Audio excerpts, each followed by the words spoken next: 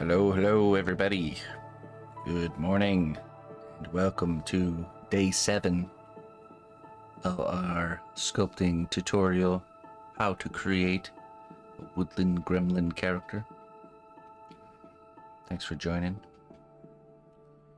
Today, folks, we are going to be jumping into one of, other than the portrait, this is probably the second most time-consuming part. Actually, this could be the very most time-consuming part, and it probably will be for a lot of you guys that are new, is hands. And it's because we have to do 2 of them. So, whereas the face, we only had to do 1.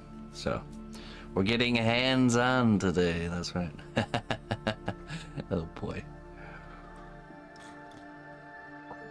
So, I'm actually going to be showing you guys 2 different methods to creating your hands.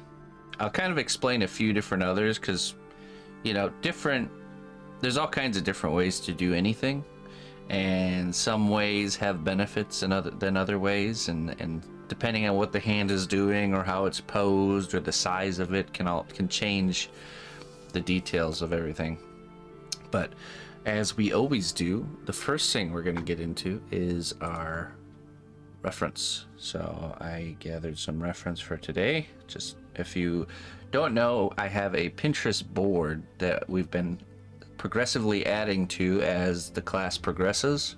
So this will be a full start to finish reference board, and I'm just sharing with you guys how I personally work on my projects, where you can use reference for everything. Even if you're designing the character, you come up with your idea, it's kind of like doing research. You research it with looking up reference to back up your work, you know. So that's all you do, and then at the end of it you have kind of like a whole reference story of how you got to where you're at. So let's jump over into that.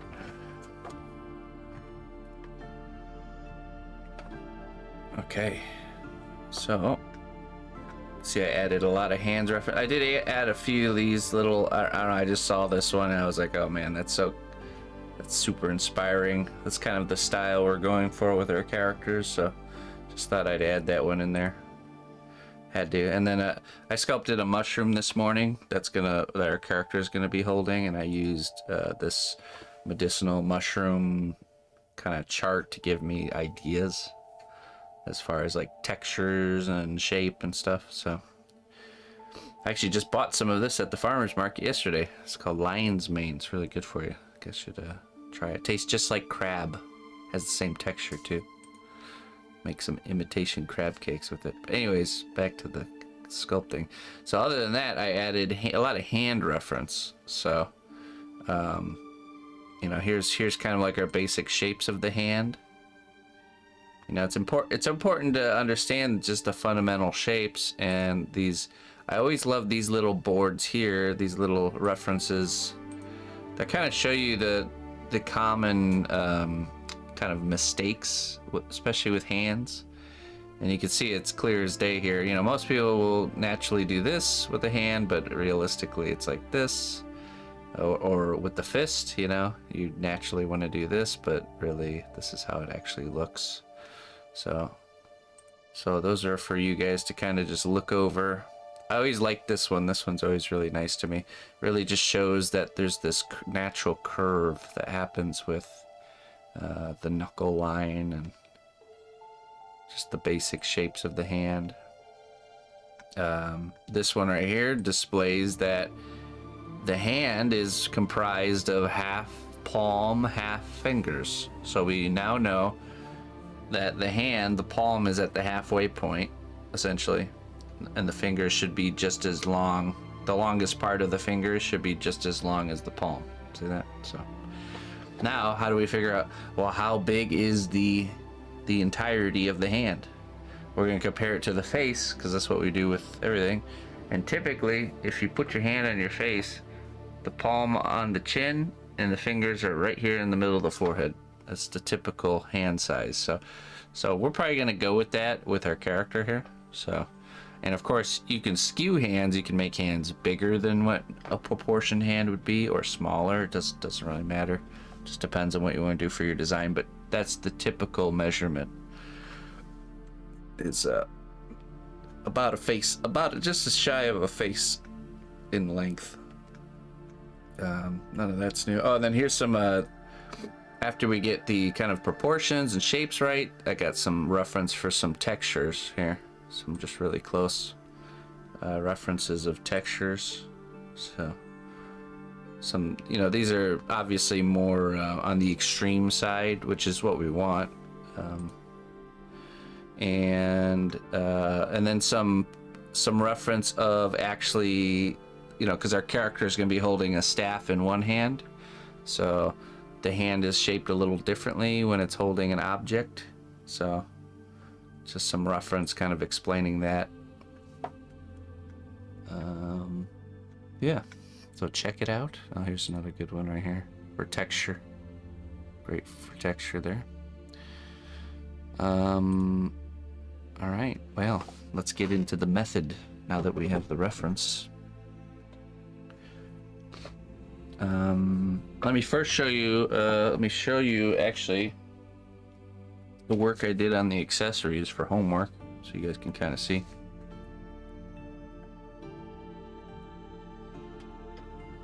I have small hands and I'm bald.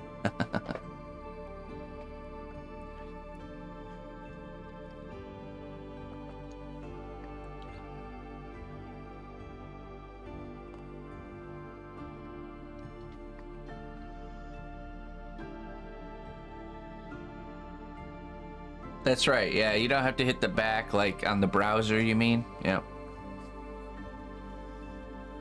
There's a little built-in back arrow. Right. Okay, so I made I made this mushroom this morning here. So I had a piece of wire, just like a piece of wire like this, that went all the way up.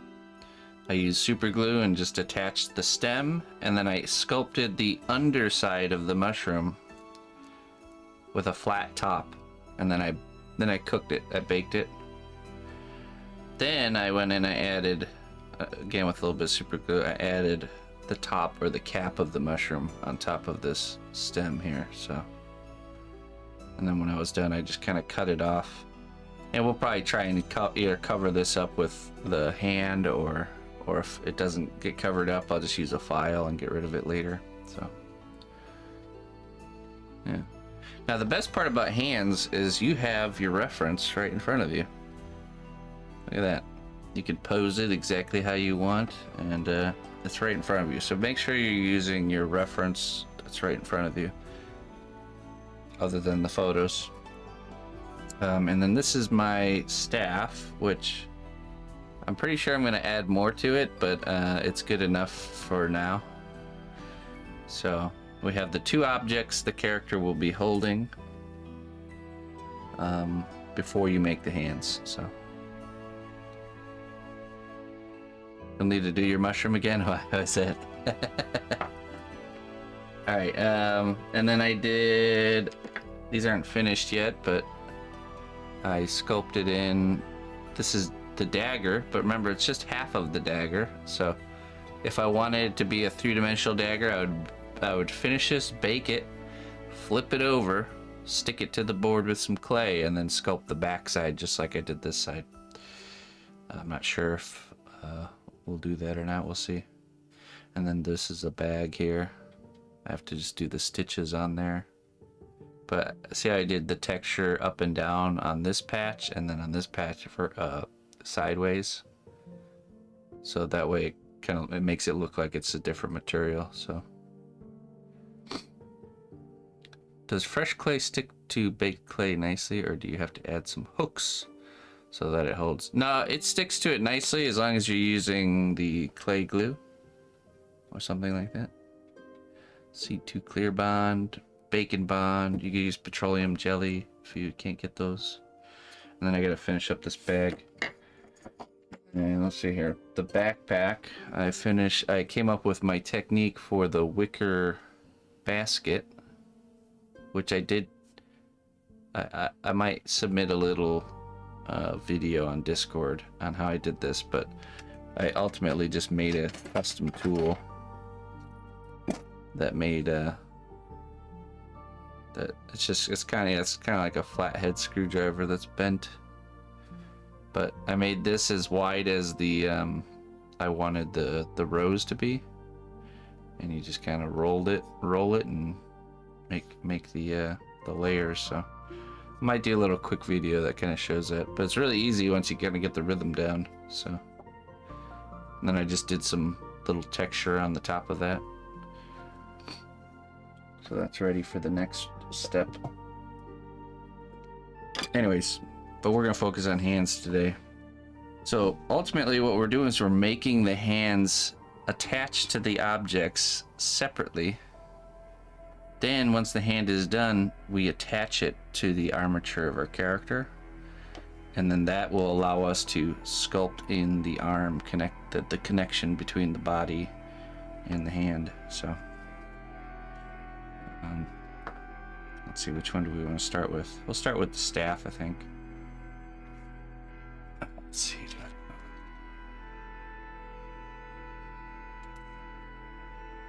Let's see if I got a smaller drill bit. There we go. I was thinking, so there's two ways you can kind of go about this. So a couple ways. One is where this is just some aluminum wire. You can use this, or you can use, if you have small gauged wire, like 20 gauge or something like that, you can twist that together to create a real thin, small wire. You don't want something too thick or hard to bend like we used for the frame here. I'm just using this aluminum wire because this is what I have. So you can do it like this, where you bend it around where you want the hand to hold, like that. And then you kind of sculpt on top of that, and then maybe cut and remove the wire that's going to be visible later.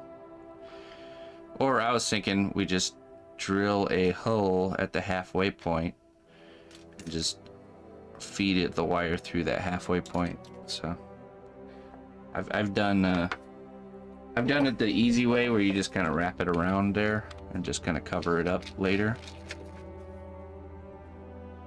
But I'm gonna drill through here, do it this way.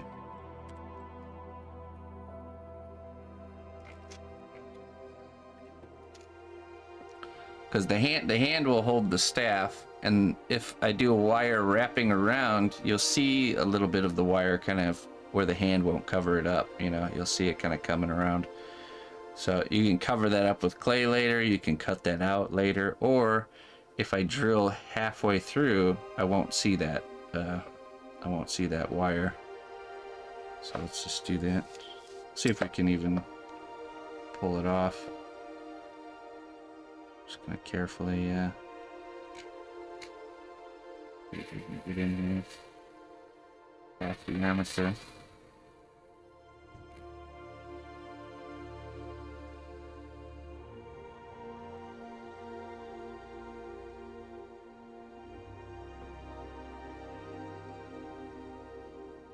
Just like that.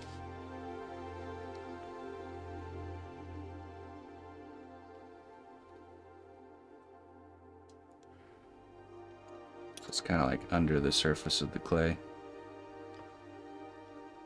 And then I'll feed the wire through here.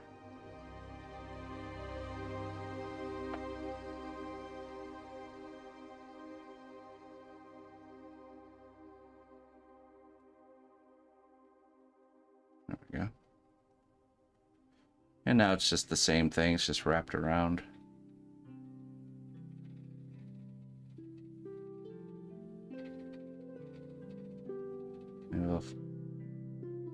Let me put some more through so we can kind of twist it.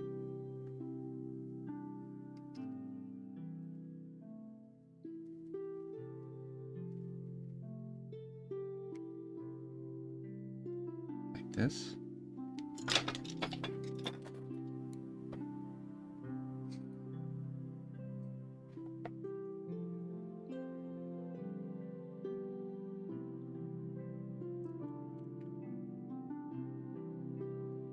There.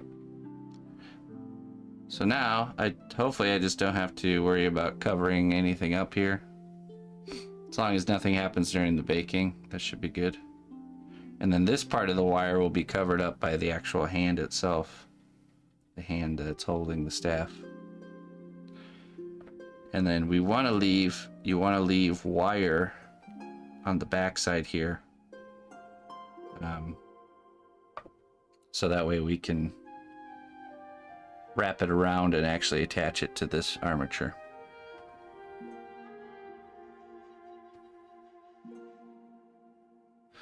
My character's holding a backpack strap. I feel like my order of sculpting should be shirt, attached backpack, strap in place, hand, is that right?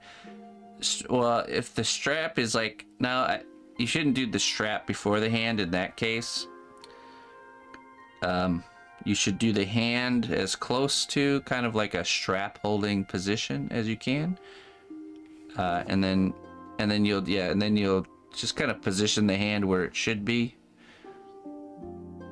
You'll sculpt the shirt and all that stuff, everything that goes on top of the backpack. Then at the end, you'll kind of do the strap. You'll connect the strap from point A to point B. So, because the strap deforms around the hand, exactly, not the hand around the strap. You got it. If it's a solid object, it becomes... See, that's the thing, is if it's a solid object that in certain circumstances you might have to sculpt almost like a prop, or like having, like, let's say the character's holding like a dagger. Instead of actually having the sculpted dagger first and then put it in his hand, you could technically just use a piece of dowel rod that's going to be the same diameter of the handle of the dagger, sculpt the hand, and then create the dagger using this as a base, and then it should slip right into place. You know, that's kind of how you have to think about that stuff. But typically it's always easier to sculpt the object first and just have the hand naturally sculpted around the object. But the strap is a little bit different. Yeah, because that's a really delicate piece, so you want to save that until the very end.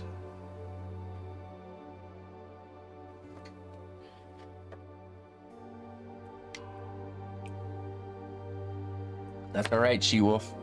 It's certainly not a race. There's no due date here.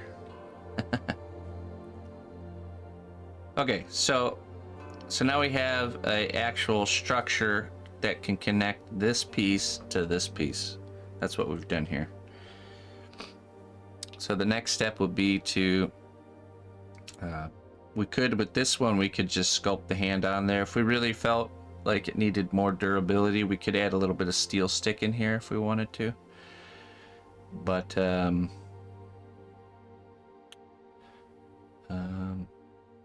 I think we'll just sculpt the hand just on there.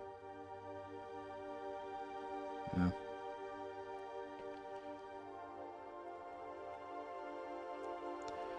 So let's look at our character. This is the distance from middle of the forehead to the chin. That's how big our hand will be.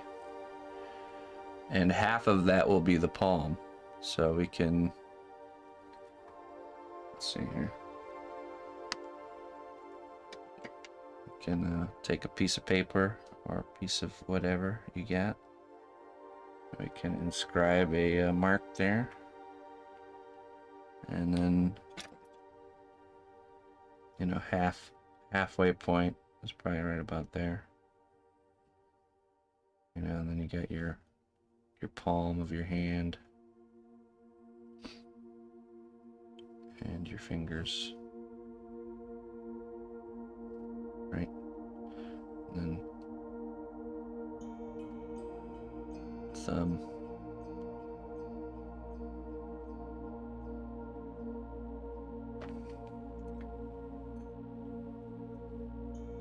That's kind of our basic hand shape here. So we're just getting an idea of the size of the palm. Now when I look at when a character's holding something here, like a a rod or something like that, that the rod is, it stops right here, right where the kind of where the crotch of the thumb is. It doesn't go all the way back and cover the pad of, so there's probably about half of the palm hanging off of the object. So let's keep that in mind. His body's not proportional. Does the hand to face ratio still apply for gremlins? No, it doesn't. No, it doesn't. You can be skewed one way or the other. I tend to like bigger hands than to do smaller hands. But yeah. It just gives you a good starting point. Takes kind of the thinking out of it, you know.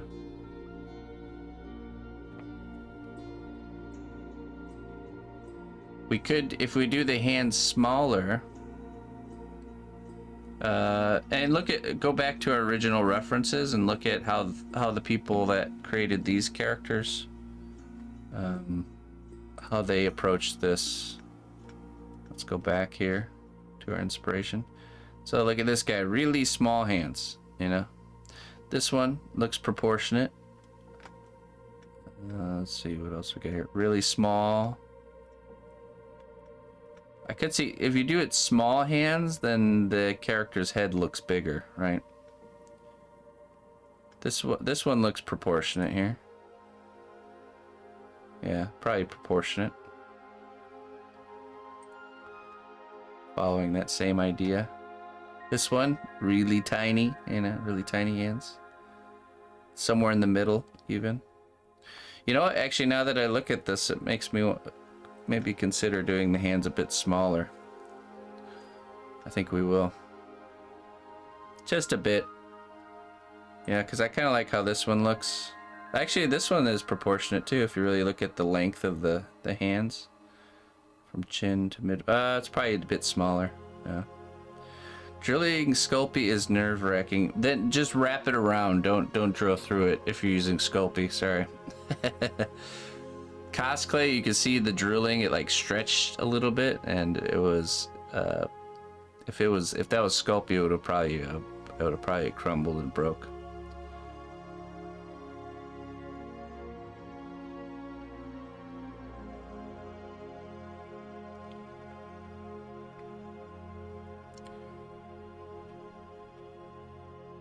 Let's see here.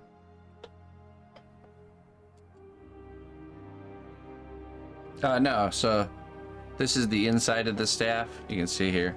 So the hand will be wrapping around that side. So we're good. Okay, let's brush on our. So let's do a little bit smaller proportions than what a proportionate hand would look like. Honestly, this is exactly why I picked this type of character. Is you really can't go wrong here.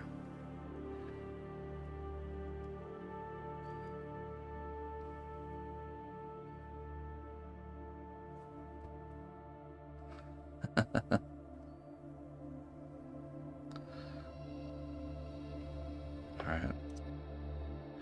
So I'm just gonna take a piece of clay here. Just gonna kind of try to get a base layer going.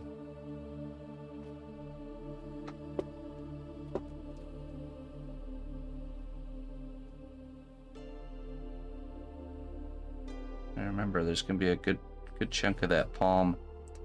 And see, now we can hold on to the staff as kind of like our armature.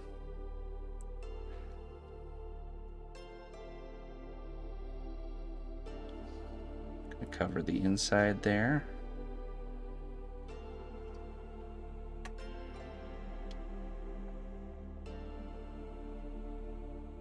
Remember, a good half of the hand should be hanging off of the staff on the back side here. So I'm kind of shifting things around.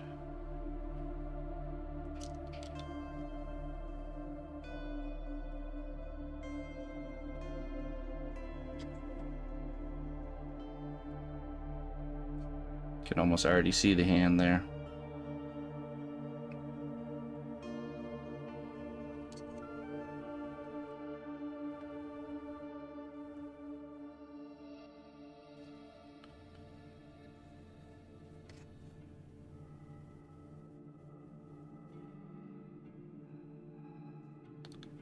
Okay, let's now the thickness of the fingers is very important. You try and get that as close as you can right away, because it becomes a pain in the butt to add clay to the fingers. I'm going to add some material on the back of the hand because it's kind of bellowing in and we want that to be more straight, so I'm just going to add some material there.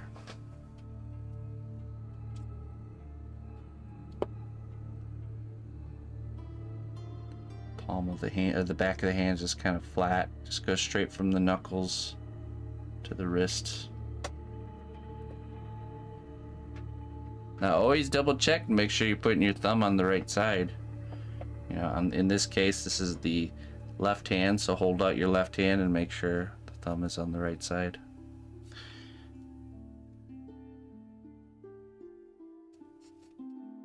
Okay. This is good for us to start adding fingers.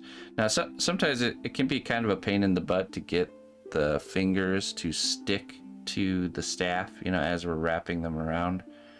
In the past, I've done where I'll add kind of a base layer of clay where the fingers will be. I'm wondering if we should do that. Yeah, maybe a little bit. Okay, so let's do that first. So before we roll the fingers out and lay them down, we're gonna kind of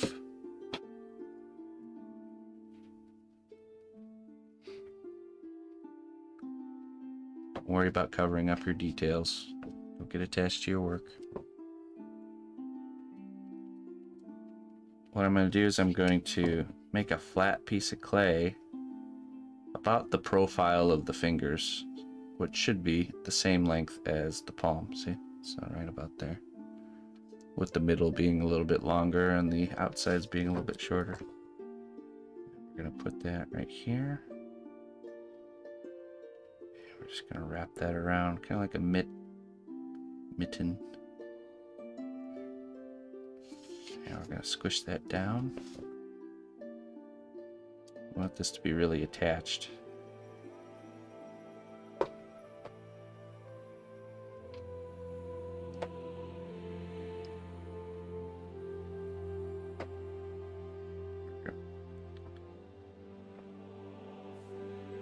Okay, now let's roll out the fingers individually here. I've done hands so many different ways that you know, there's definitely still room for improvement on that technique. It's a never-ending discovery path for sure. So let's try and get this. We want to get the fingers the size and shape that they need to be, or as close as we can.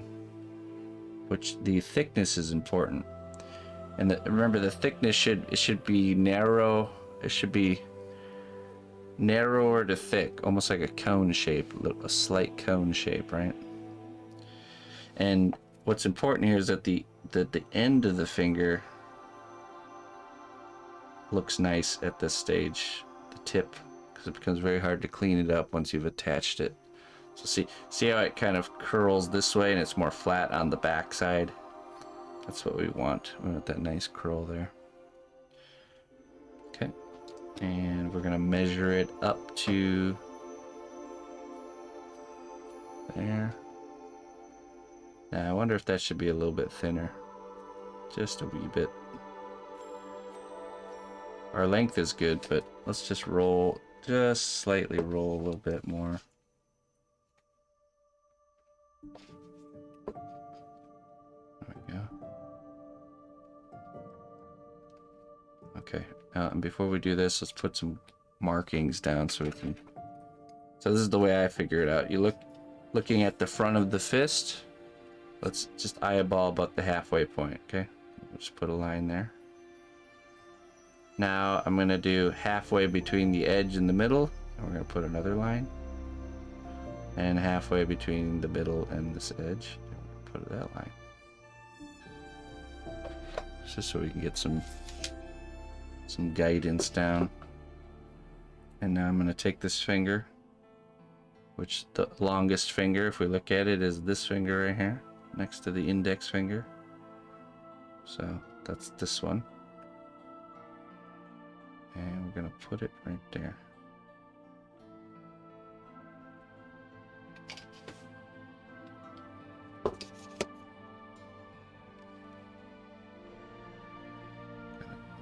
Smoosh it down a little bit.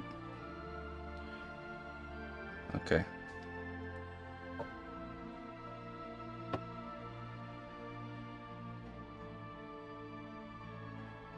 Now,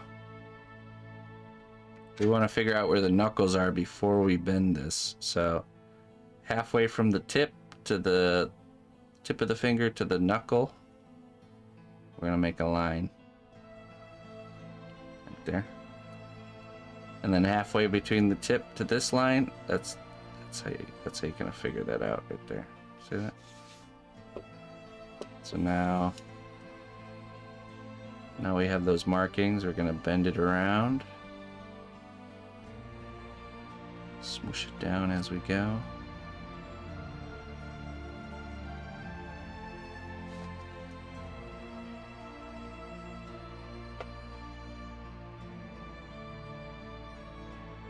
See, we want it to be not curled like it is right now.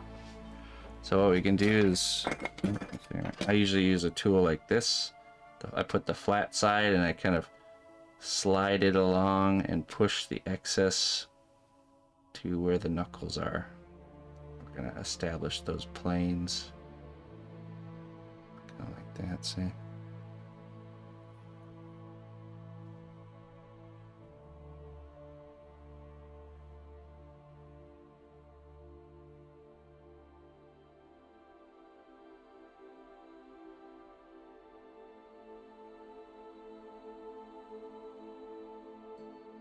There we go.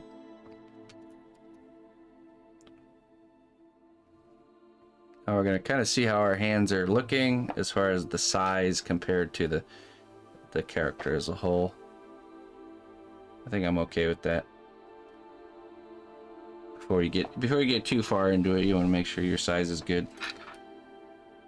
And whatever this hand it becomes, you're going to use it to measure up against the other hand you're making. So now we're just going to repeat this step 4 more times.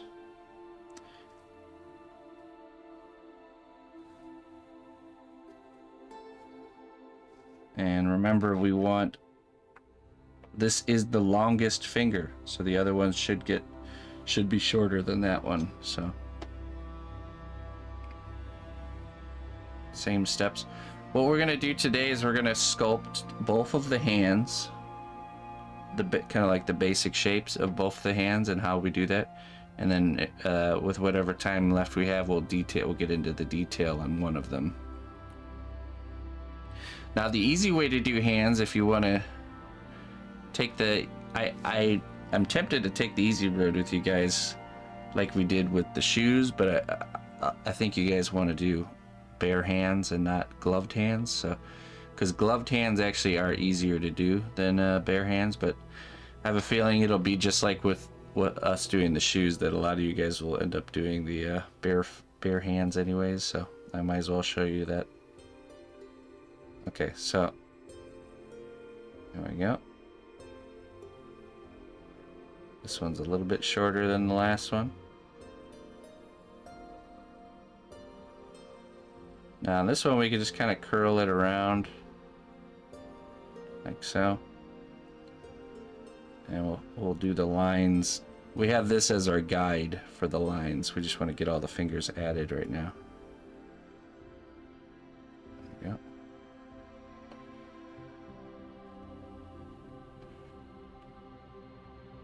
Okay. Bare hands, you say? Doing hands that are not covered is a little bit harder, but that's okay. You can do it. So again, we're gonna roll out. And this, I can't stress that how crucial this step is. That when you're rolling your fingers out, just be very picky with the size of them.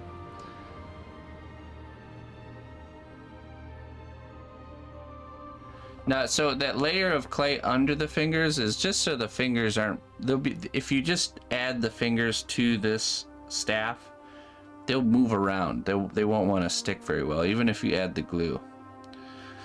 So this is just kind of so they'll stick in place while you're doing the finicky details. And then later, whatever part of that we can still see, we're going to cut that away. Okay? So don't worry about it for now. That's just there to kind of help us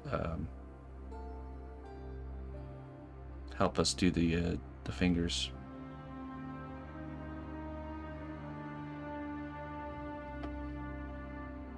Okay, a little bit thinner. Now the thumb is its own kind of, it's its own thing. So we're just gonna focus on the 4 fingers for now. The thumb, okay, so that's about the length we want right there. Looking at kind of the tip of the fingers.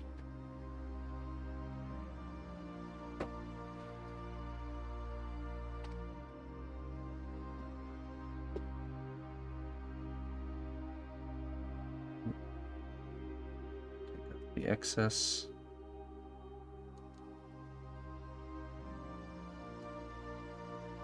And now, last but not least, well, last but definitely the least, the pinky.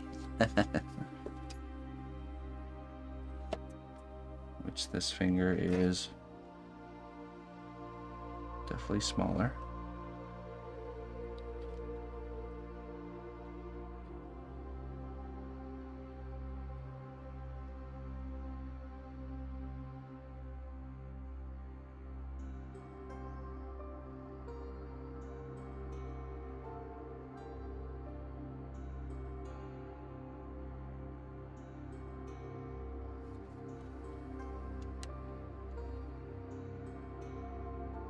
Okay, that should be about where it needs to be.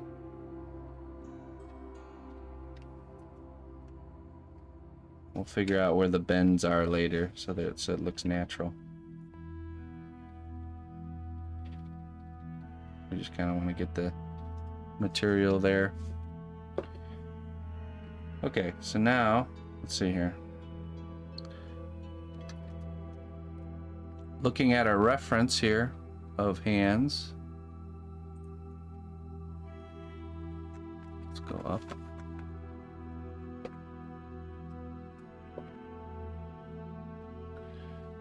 We can look at something like this.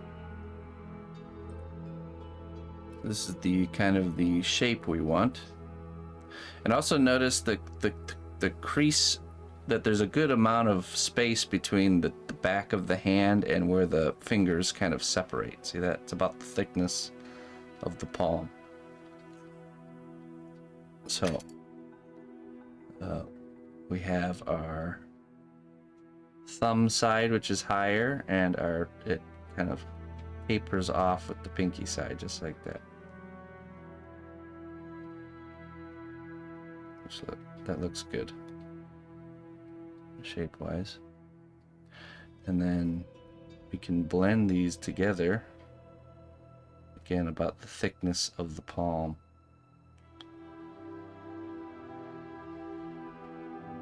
And this kind of becomes what will become the knuckles.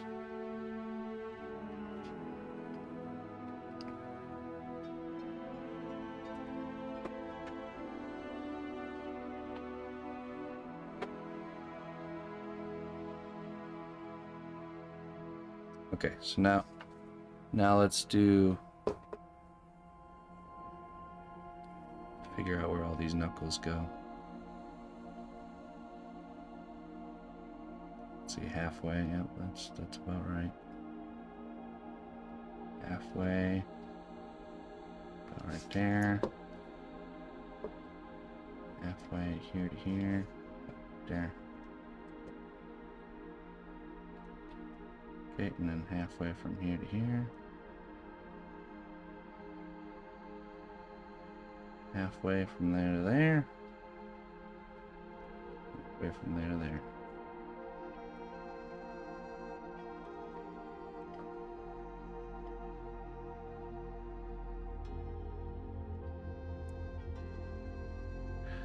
Also, your palm is longer than the back of your hand. That's true. In this case, we don't really see the palm we see the butt of the palm. So, speaking of which, we can add in this mass here. There's kind of like a pad of the palm right there. And then on the other side is the okay. Yes, okay. There we go. On this side is the thumb, which we'll do after we get the fingers.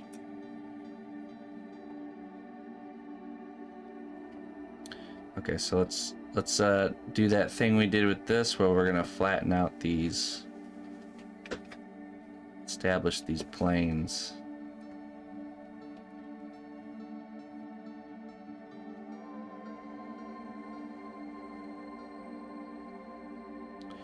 Kind of realizing that these sections of the finger are more like rounded off rectangles. You'll see that once we add these flat planes here, that really starts to read as a hand much better. When it's like when they're like these cylinder shapes, it doesn't read as a hand too much.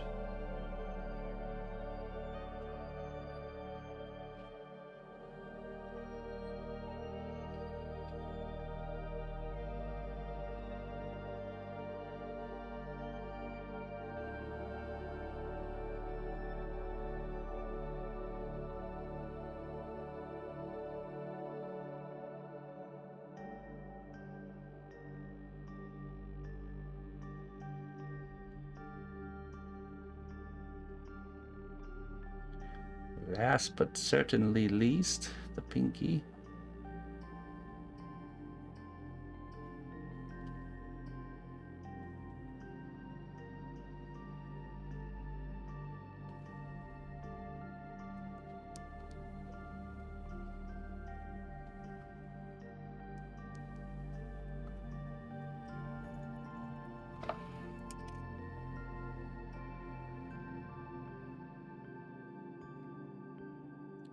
I can kind of see that this finger is a little bit on the longer side.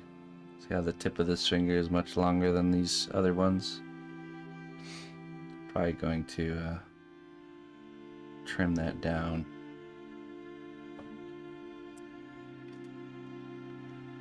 So we'll make it about this long here. I'm gonna cut it, but I'm gonna try to make it look nice.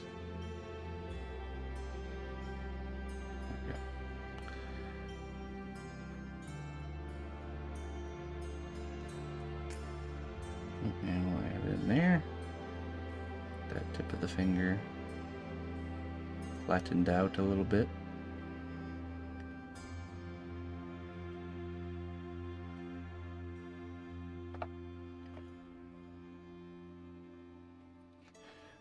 All right, and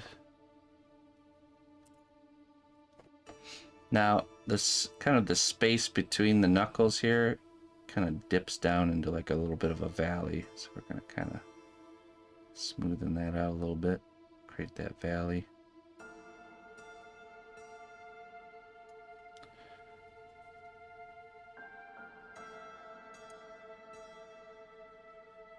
Just going to put these lines on the back of the hand here.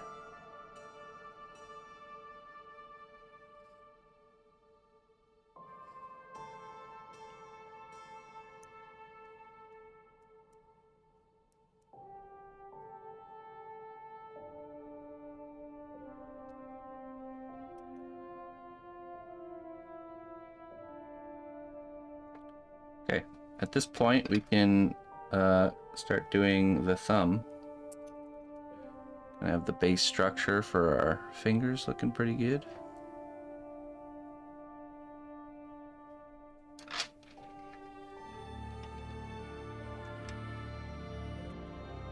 So let's create the thumb. Now the thumb is, if you think about it, it's it starts kind of at the base of the wrist here. See that? And then it goes straight, has one bend, and then another bend. So it's just like a finger. And in fact, let's see, it's about the length of the longest finger, if you think about it, from the wrist to the end of the thumb. It's the same as the knuckle to the longest finger. So, you know, this finger right here is about the same as our thumb. So let's go ahead and make that.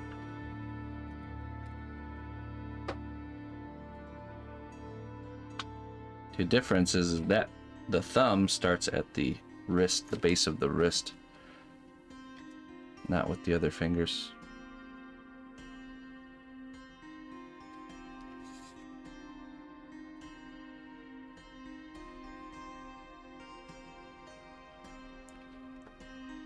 Okay, let's see.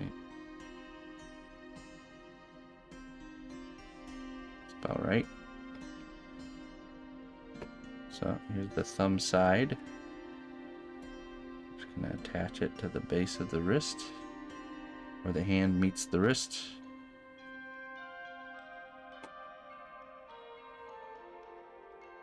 Now again, let's see, from here to here, it's about half. So let's see. About half to right here. That's where we add that big meaty pad right there.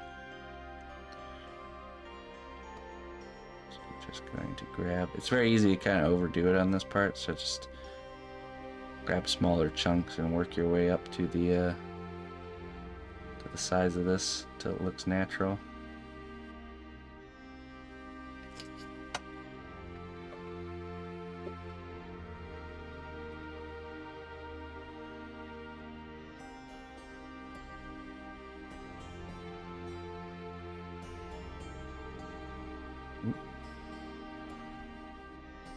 And on this side, there's going to be kind of material connecting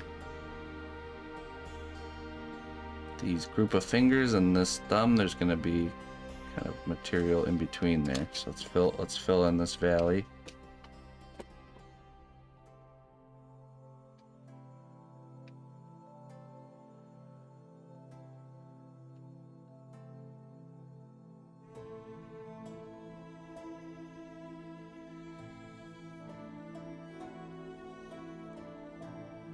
Let's see how we're keeping the edge. We're keeping this plane and this plane. We're not rounding it all off. Okay, now I'm gonna take this tool and I'm gonna kind of push a little dent right here for that thumb to bend like this. And we can do halfway between. Get that second indentation there.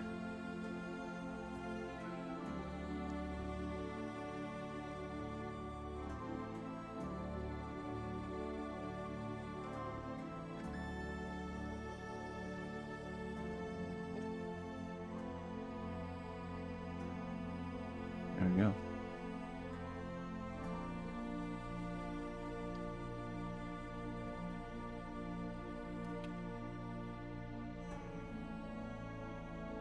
And from this stage, it's the nitpicking stage where we're gonna add little bits for the knuckles.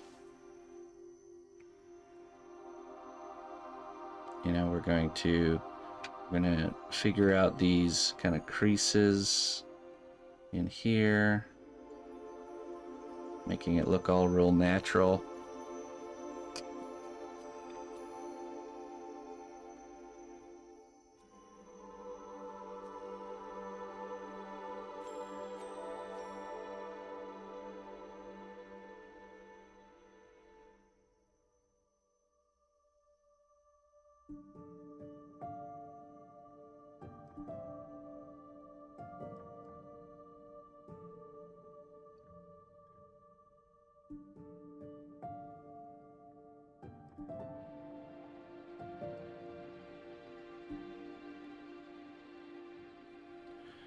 You have a longer thumb than usual. Well, everybody's proportions are a little bit different, so.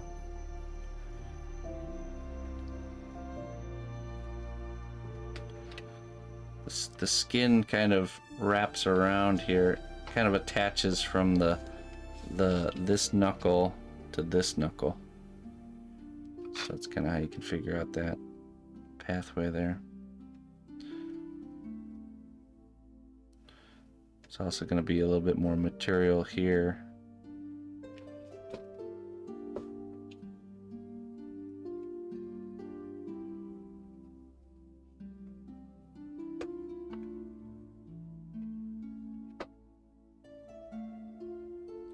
And I think on our character, we're going to over-exaggerate the knuckles a little bit.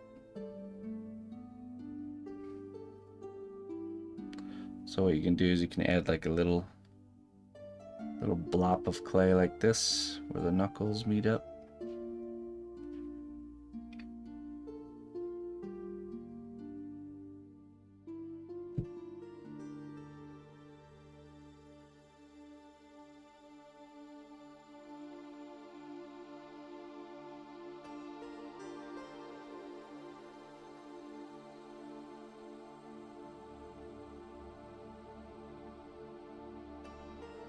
Okay, we could probably go in here now. We could see where the fingers lay, and we can go and we can remove the extra kind of base layer that we added there.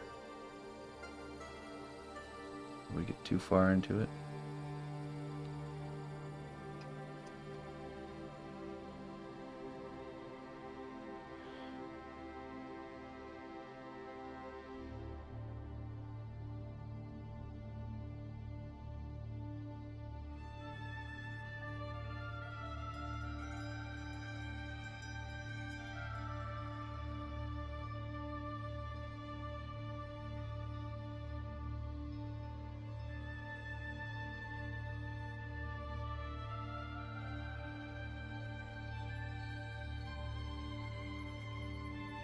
Exaggerating those knuckles.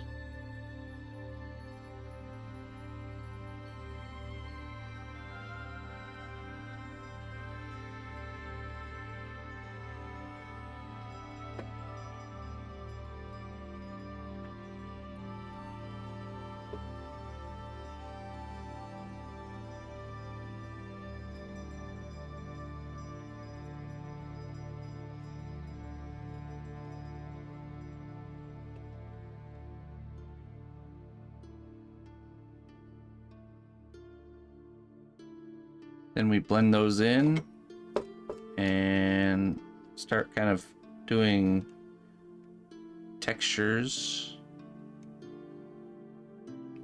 and details, which I think will show on the next hand. So let's leave that there and let's start the next hand. So essentially you just finish this up with textures and details and get it as nice as you can make it, and then you bake it in the oven.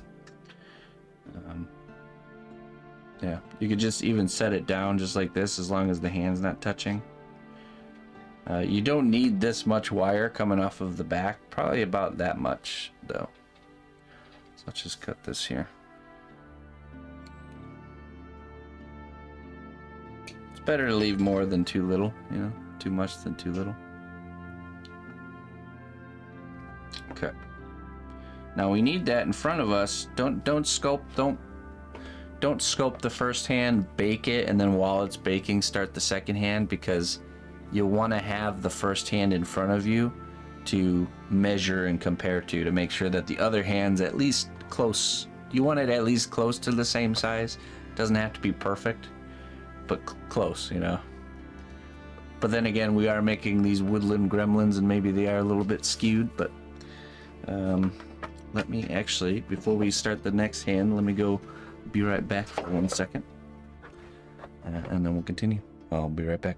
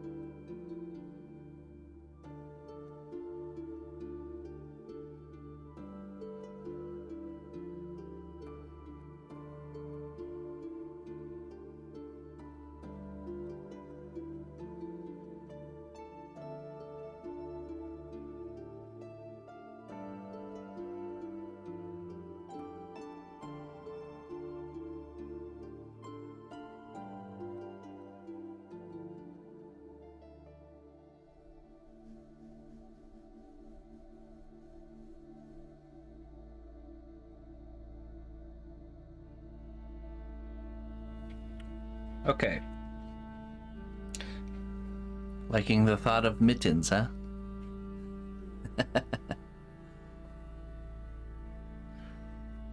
Now. Face your fears. Okay, so now we're gonna do a different hand. This hand is going to have an armature. This first hand we did, the armature was the object, right? The staff. The staff was the armature. We didn't need to build an armature at all. This hand, we're going to build a frame or a skeleton for it. And I'm going to show you how I'm going to do that. It's going to require some steel stick. If you do not have a steel stick, you can technically just use the clay and then you have to bake it.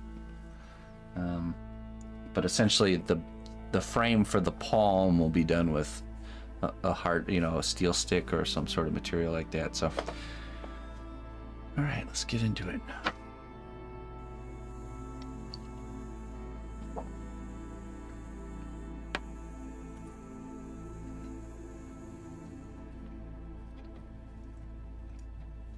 So we got some aluminum armature here. So what we're gonna do is we're going to cut 4 pieces. We need to find the length of the hand, the entirety of the hand, right? So the palm and the fingers. We're gonna start with the longest one. So that way, there we go. We'll just do this. Just measure it up there. Actually, you know what? Let's just measure double of the palm. That'd be easier. So there's one palm's worth. And there is a second palm's worth. There's our lengths of our finger and our palm. Now we're gonna add some more so we can actually have a stem. So probably about that much for the stem. I'm gonna give it a bend here though, so I know where that. I'm gonna keep this measurement here. So okay, there we go. Cut that there. Okay. So there we go. Now we're going to cut 4 more of these. Just the same length here.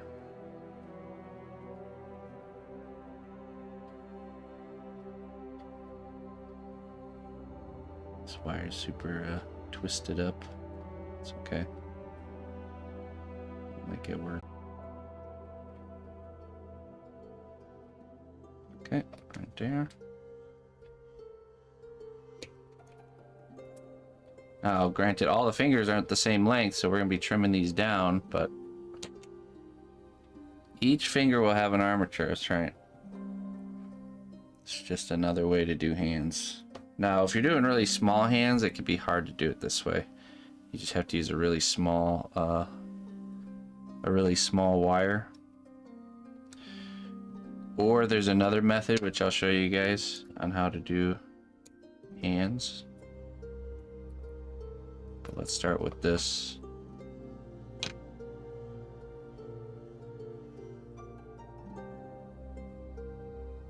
Small mesh? No, I don't think mesh would work very good. Maybe. I don't like using wire mesh because it just, the mess it makes is really annoying to deal with. Okay, so now we need our thumb, which, remember, our thumb is about the length of the palm. Okay. Thumb, it's about the length of the palm, plus the length of the stem, so it's a little bit different.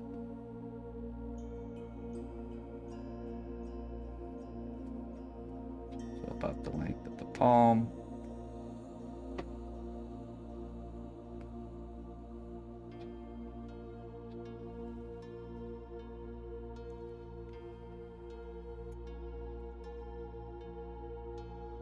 cut that off. Try to untwist this here. Alright.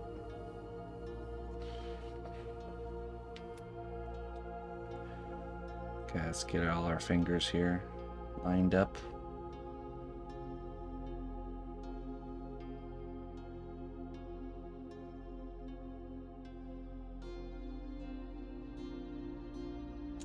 And then the thumb.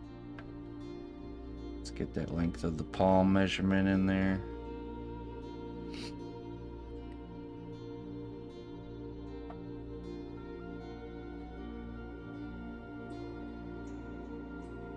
Right there.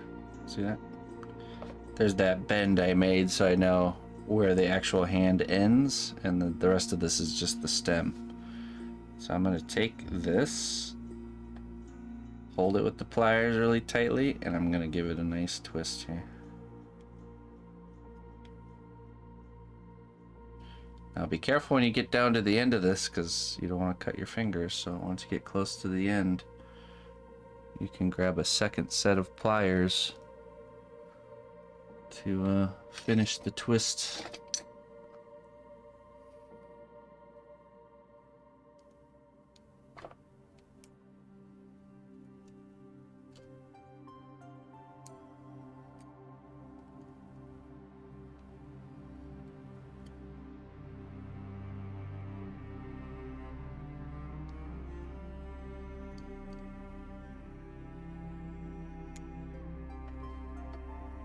This is aluminum, yeah. If you use steel, you'll want to use way thinner material. Okay. Oh, and then we have our basic hand armature. Now what we're gonna do is we're gonna trim the fingertips. Because remember, this is the longest finger. Just a little bit here.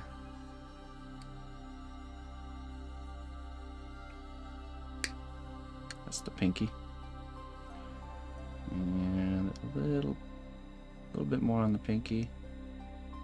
A little bit there. And a little bit here. There we go, so we get that nice kind of arch. Now, measure our palm. It's about right there.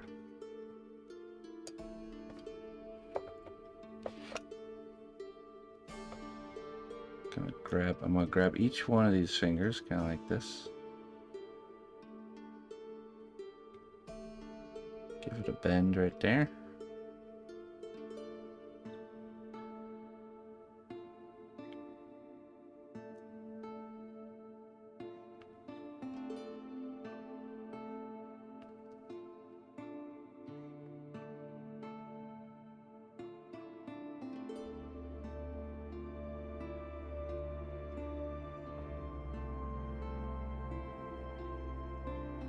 Kind of getting the spacing of the fingers correct there.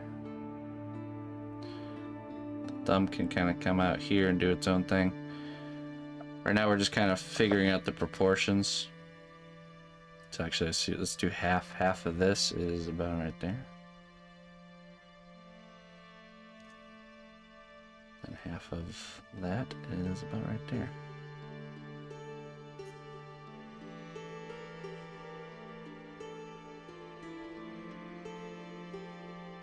Same thing with this. Halfway point.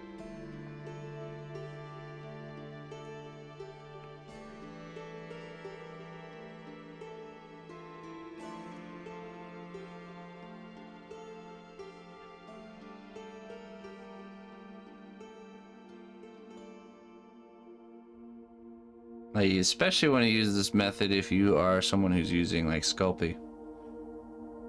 For bigger hands, would you use thicker wire? It depends on how big. I would only use thicker wire if they were like really, really big.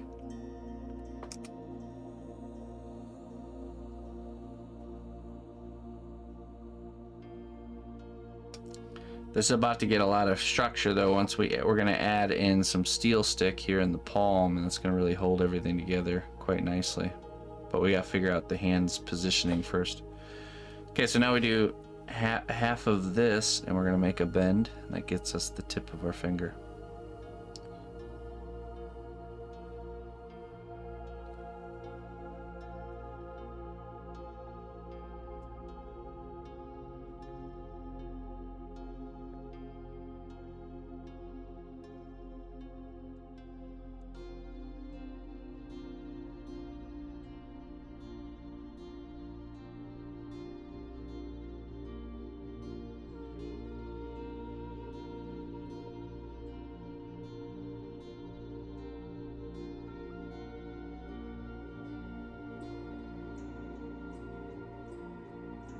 Okay, so now let's kind of bend these fingers out so we can get access here just a little bit. Just use my fingers. Once you kind of put the initial bend in there, then you can see where the knuckles need to go, and that's what's important. Now we have to think about, okay, what is this hand doing? What's this character doing? It's his right hand. He's holding this mushroom. How do we want him to be holding it? You know, there's all kinds of different choices we can make there. And like I said, the best thing is we have a reference right in front of us. We can pose it how we want. I'm thinking it'll be something like this. So he's really looking at the mushroom just like this. We can kind of see. Really what I'm looking at is I'm looking at how the palm of the hand is. It's flexed a little bit like this. Pinky side down. Kind of has this angle to it. And now we're going to use steel stick. It's also a good time to get some hemostats and attach it to our stem here. Okay. Grab some steel stick and a glove. And like I said, if you don't have steel stick, just put, you're going to do the same thing with whatever hardening material you have. So if you have another type of epoxy clay, you can use that. Or if you don't have epoxy clay and you just have the clay, you can also use that.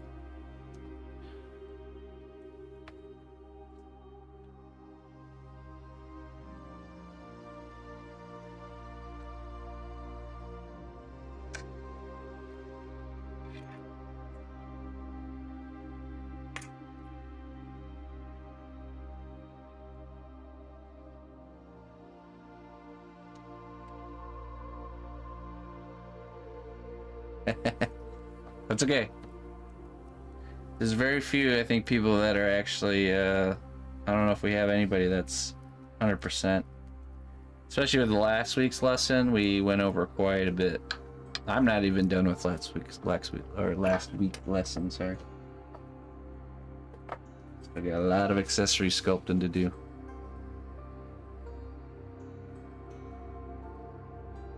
Does the alcohol wash dissolve cured clay at all? No, but there is a way, if you need to do like some washing or smoothing after it's been cured, say you got some like little clay crumbs there, you can use acetone. Acetone will dissolve and smooth cured clay. It's pretty hardcore stuff though, so just be careful. That's the active ingredient in nail polish remover. It's another left hand, isn't it? No, it's not.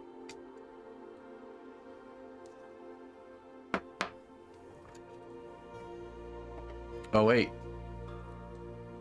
Wait, you're right, it is. Remember that one time I said to always double check? We have two left hands. There we go. I was just demonstrating to you guys why you guys always need to double check and make sure But this is actually an easy fix. Here, well, let me show you. So, so this thumb is just gonna go twist and go this way. See that? Now it's gonna be a right hand. What not to do? I can't tell you how many times I've done that. And now you guys know why you need to quadruple check. I'm just grabbing at the bending points here, and we're just bending them the other way now.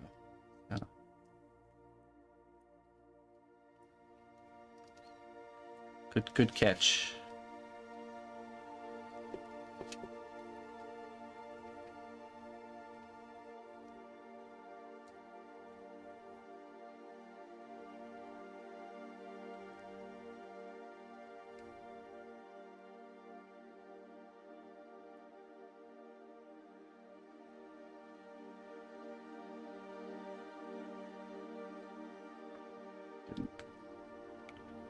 That one didn't bend too straight. That's alright. That's good. There we go. Alright. Now we have a right hand. This feels painful. You ever wanted to know how to turn your right hand into a left hand or your left hand into right hand?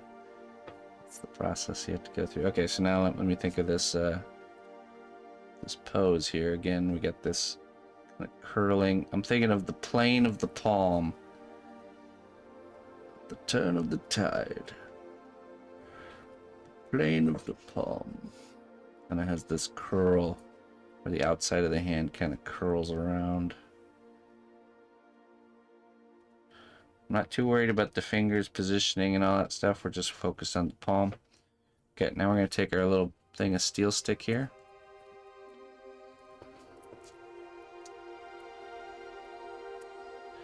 Now the important thing here is we're gonna establish the base of the palm. We want it to be very, very thin. We don't want to get too thick here, so don't let it get too chunky. And we want to make sure that the fingers separation, the space between the fingers, is appropriate. Because remember, you gotta sculpt the whole finger. So. Get the steel stick on there.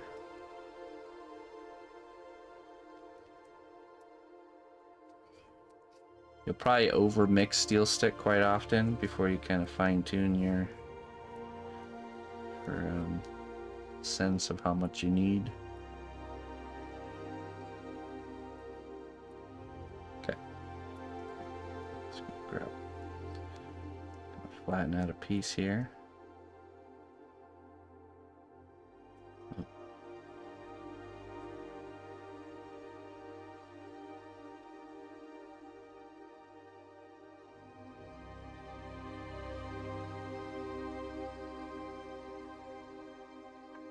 Another flat piece for the inside.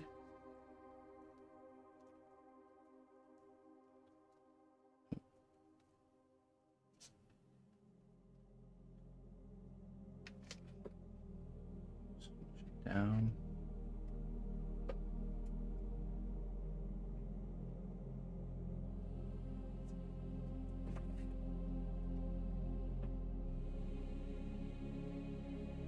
Yes, yeah. Thank you, anybody who's subscribed, tipped, or rated, or anything like that. Today's kind of a special class day, so I'll make sure to thank you all appropriately at the end of the class. We just have to, today's kind of a special stream, so. I'm also not really engaging with the chat too much, which we have to kind of stay on task here, so.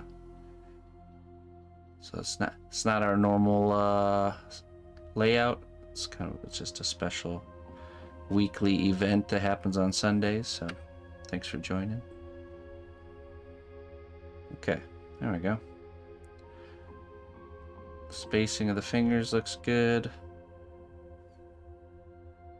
The shape looks good. Could add just a little bit. Let's just take that little bit, fill in right there.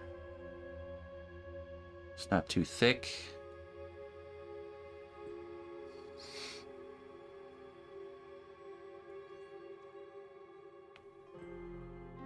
Hey, thank you, Loki.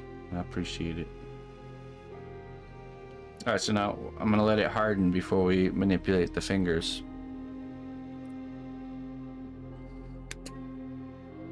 While that hardens, I'm gonna show you, if you use cast clay, I'm gonna show you another cool way to make hands that might be simpler for you. Let's see here. So one way I've been kind of playing around with doing hands, there's two types of hands. There's hands holding something or attached to something, which has a lot of structure, and then free floating hands are hands up in the air, out in the open, that need some sort of structure. You can't just sculpt a hand to full detail just with clay like this. You're going to be battling the fingers the whole way. So one of the tactics I thought of was to, where we make like a sketch hand or a clay hand, which we can either roll out the fingers for, or we can kind of make a mitten and cut it. Let me show you. Let's roll out some fingers. They don't have to be pretty, but you want them to be way thinner than your actual final thickness of your hand. And essentially what we're going to do is we're going to build the frame or the structure out of clay, and then we're going to bake it.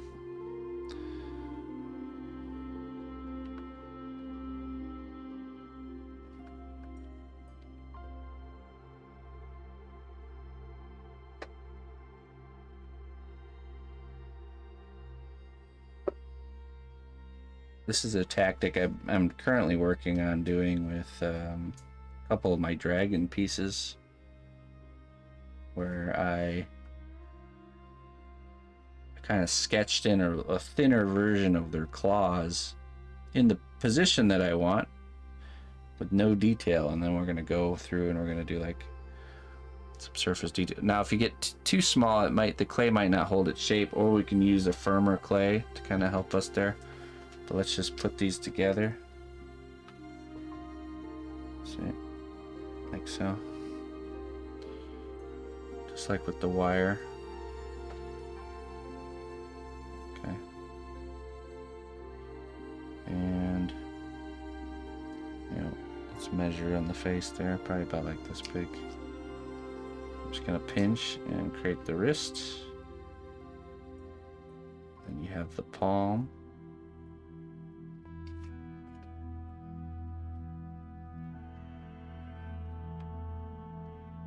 Need to do the thumb.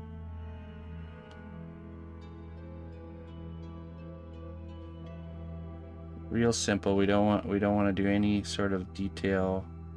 It's more about just the pose and the proportions. Okay. Blend that in.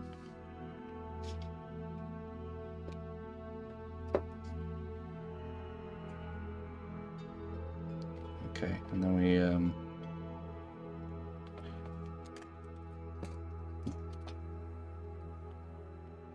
actually, you know what? It's a little bit too long.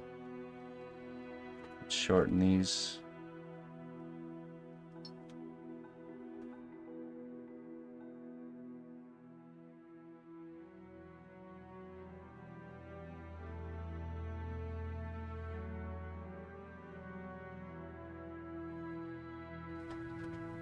Okay, so now we're gonna do, okay, so we got our line here, halfway.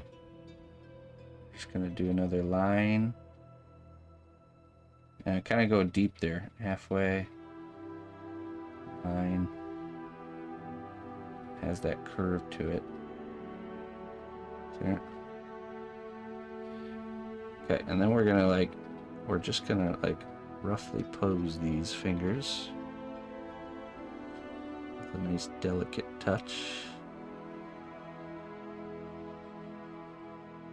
This is just going to be a quick example. We're not going to actually do this method here.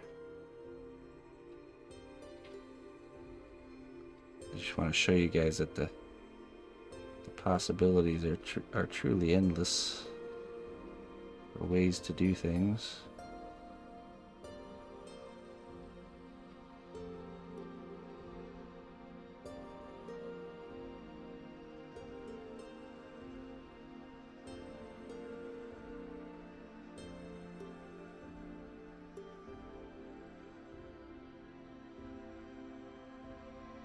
And we would essentially pose this how we would want it to be. Probably need to put some space between those fingers.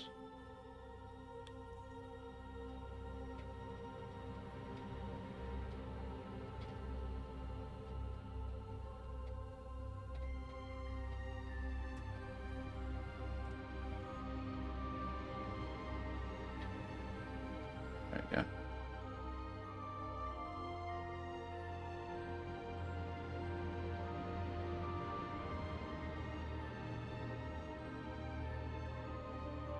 So then we'd, you know, we'd get it how we'd want and we'd bake it. So, and then we'd take this baked hand and we'd add a layer of clay over this and just do the details. So, that's just a quick version, but you get the basic idea. Really skinny bone version. Now, I wouldn't do this method if it wasn't cast clay, because you're going to be building something really fragile then.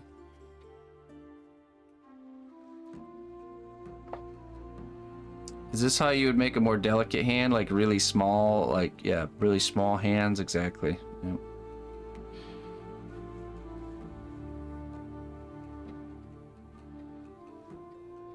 Small, delicate hands. Just remember that the job of this first one is to just provide a structure for the next stage. And like I said, using firmer clay is using a firmer clay is gonna benefit you here. You're always running into your wires. Yeah, I have too. I run into my. I used to run into my wires more, but as you practice making the wire armature, you learn to kind of position it more or correctly, so you're not running into it as often, but it still happens. But yeah, it's a little bit more of a free form way to do the hands, or you could even do where you another method is where we very similar. You create a mitten.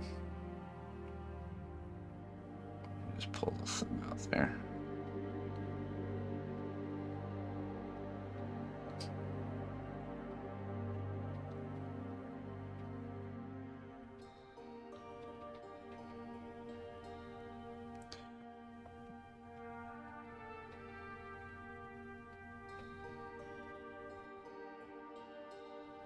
And then we just kind of cut the mitten. This is just really quick for demonstration, of course. And then same thing, you punch in those lines, kind of pretty deep, you know, when you do that part. So that way the clay is less likely to fight you as you bend it.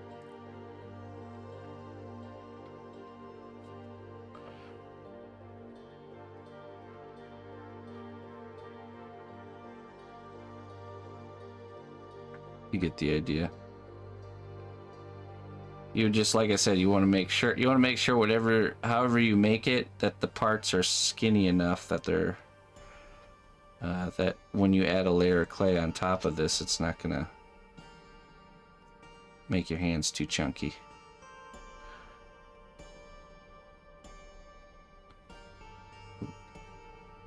Let's not make him give the bird to the camera here.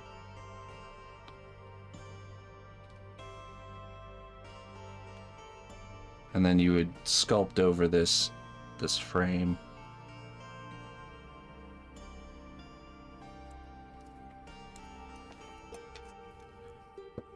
back to our wire armature frame. This is kind of like the tried and true method here. Because if you can do this right, you got a really sturdy foundation, something real easy to work with. Get those high level details.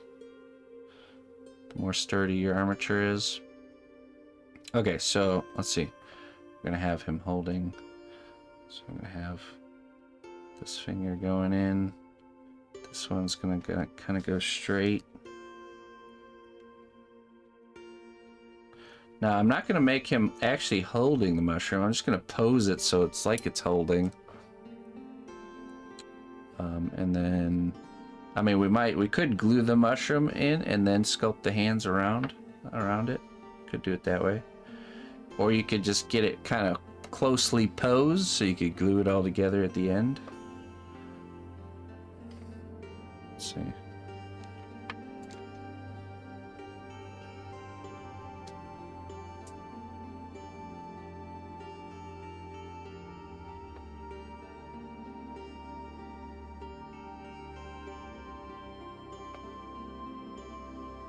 Thumb goes like this.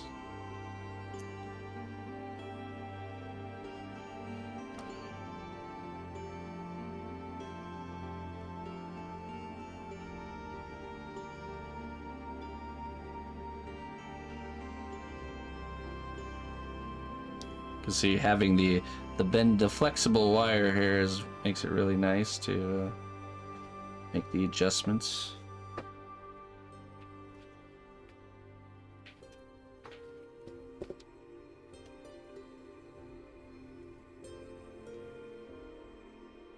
Let's see.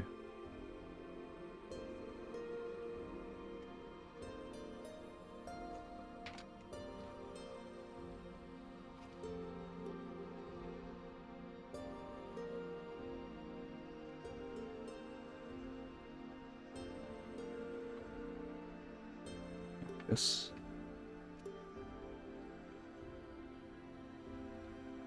And these fingers curl in like this.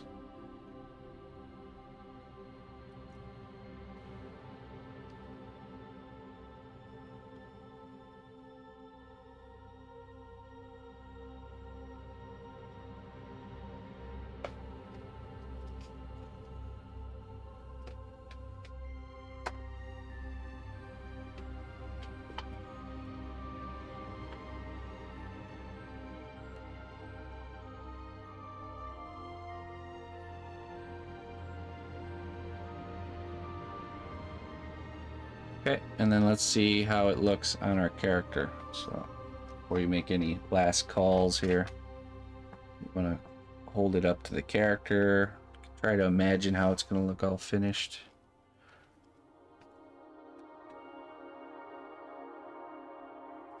Let's get it kind of put in there. You can use a little blob of clay to kind of hold things together so we can visualize. And remember, we can change the pose of the arms to fit the final picture. That's why we haven't put the arms in place yet.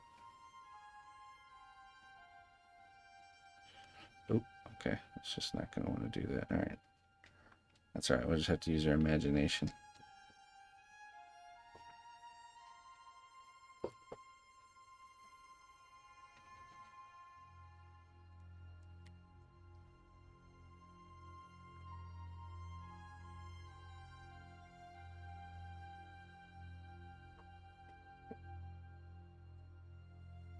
That'll do.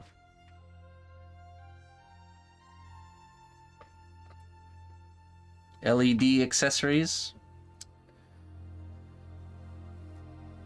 Okay, let's see here. So I have a strategy for doing LEDs that, you know, I've been doing LEDs in my work for a long time. You have to decide, is it going to plug in or is it going to be battery operated? I think it might be smart to get those. There's these little LED lights with like a coin battery all in one little light diode, you know, for keychains or whatever they're designed for. I don't know, but it might be better to get something like that, and then use that as a light source. That way you don't have to plan the wiring, because normally if you're going to put LEDs in something, it's nice to have known that ahead of time, so you can actually run wiring through the piece before you even start sculpting on it. Otherwise you got to kind of dig a channel through the whole thing. So, and I always like to not try to reinvent the wheel, so no need to like make your own light assembly when you can just buy them already made, you know, put together, ready to go, and you just simply have to sculpt around them or something like that.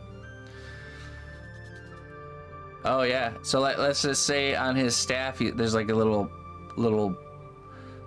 bottle hanging there with like frosted glass. You could just buy one of these little light diodes, and it can just screw into the bottom, or it can just go into the bottle and create a lighting effect that way.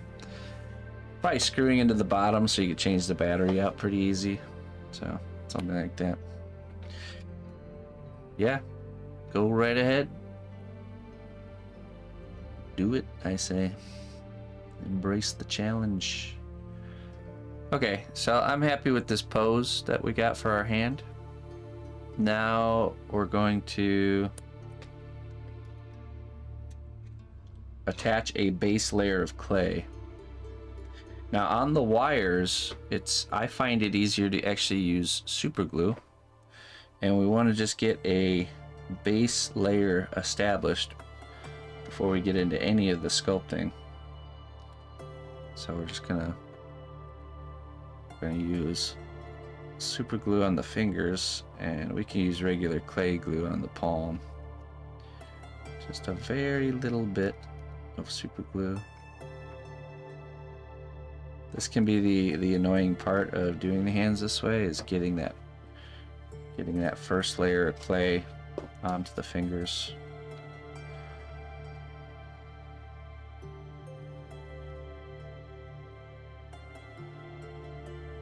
Push it on there.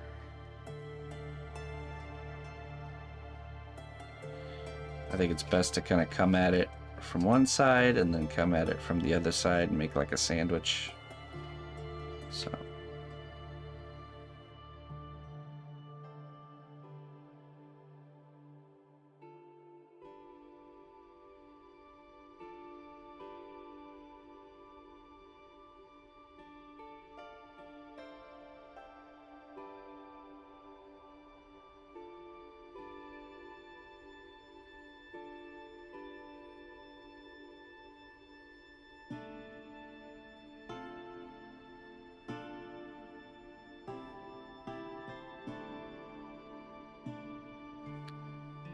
Okay, so and then you do the inside, which is the pain in the butt side. Sometimes it might be easier to start with the harder part by starting with the inside first, but we all like to make life easier or harder on ourselves sometimes. we want to make life easier on ourselves, but for some reason we keep making it hard on ourselves. Part of the human condition, I guess. So we're going to use our tools to get in here. I want to get some clay in there and attached.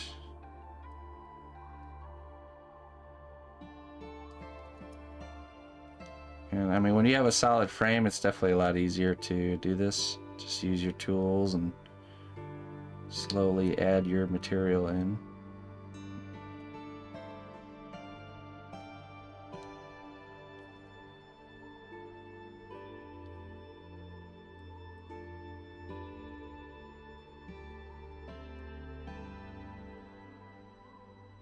Yeah.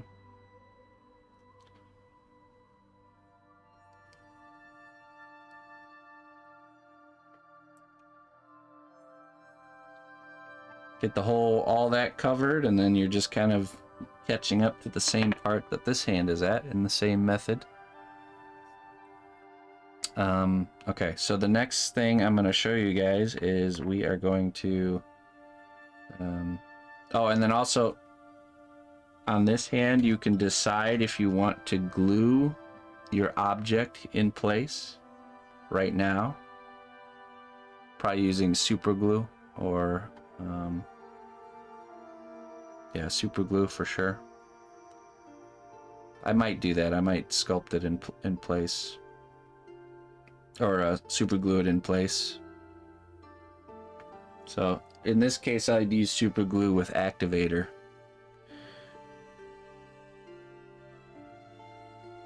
Or maybe you just need some, or maybe you just need get the clay on the fingers and then super glue this to the clay. That would work. Or it might be activator is here. Let me show you. It's all the way up there. Hold on. It's a spray you can get that immediately activates super glue. It's definitely nice to have. So yeah, I'll show you. This is the one I got. It's an accelerator or an activator. So it's a spray. So what it does, here, let me show you. Because on something like this, the super glue is not going to stick right away immediately. But what we can do is we put like a big dollop of it right there. See, that would take a long time to dry. But if I spray it with this, it's like it immediately hardens it. Let's do the other side here too. The benefit to attaching this now and then sculpting the fingers around it is it's going to have a sturdier connection. Why do you put super glue on the armature under the fingers? Because the clay will stick to the wire really well with super glue. It's going to want to slide off of the wire if you don't add super glue. There we go, see that? So I've just essentially welded that in position and it's on there really sturdily. And then I could sculpt the fingers around this and it's going to make it even more secure. And then we have this nice, you know, bows. So okay, so this is, don't attach your hands to your character yet. What we want is we want finished hands. So let me show you, let's go back to our first hand here.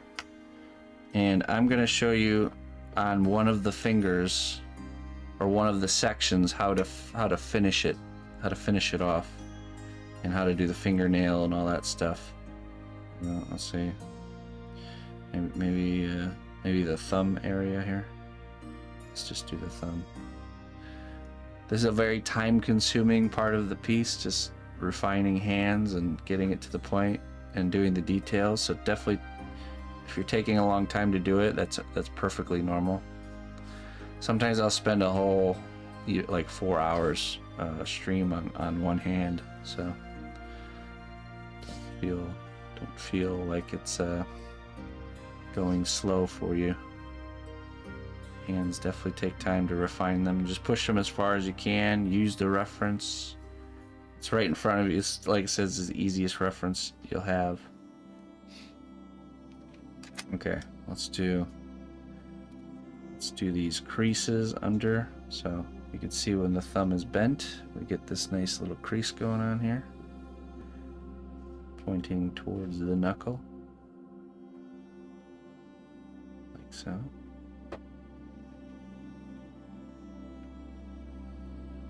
Get all these little wrinkly creases going up like this.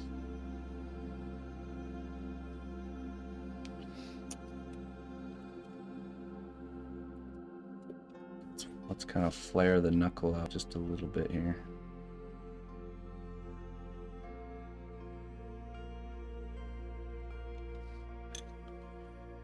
Blend these little guys in.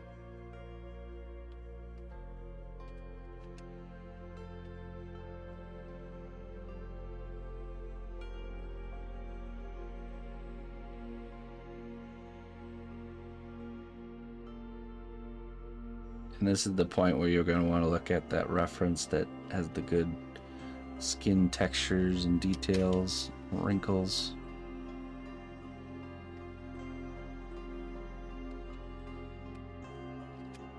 Nail glue. Oh, really? Never Never heard of nail glue before. Alright, I'm gonna add a chunk of clay that's gonna become the fingernail here. It's gonna kind of have these old, never trims his fingernail kind of nails here. And we're gonna use the flat side of this tool. Gonna define the whole fingernail area. Remember, the fingernail is just a cylinder shape.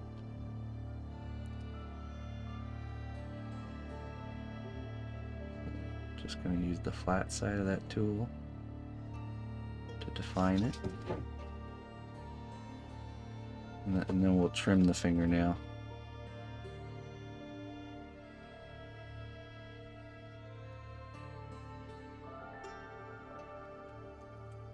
Okay, now we'll use a knife here. Get the nail to trim.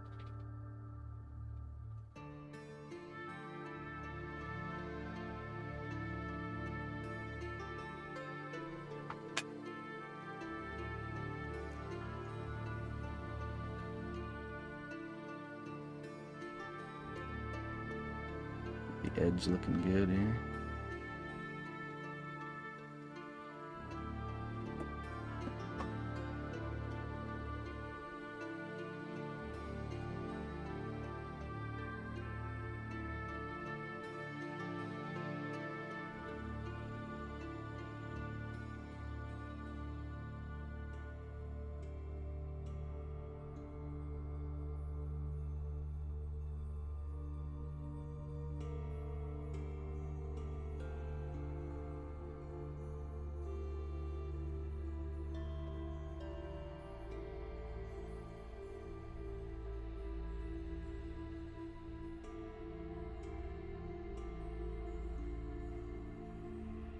There we go.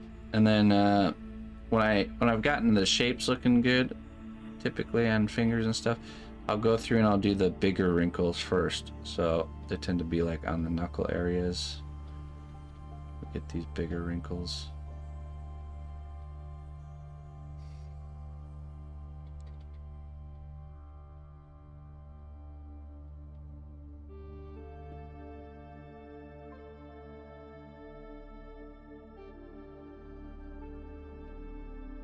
The little striation lines on the nail. Really lightly do these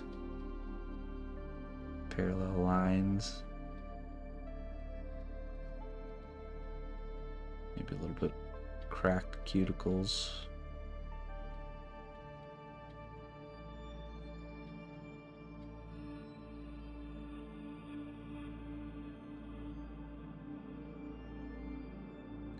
And then you'd finish it off with really small, really subtle, small skin texture.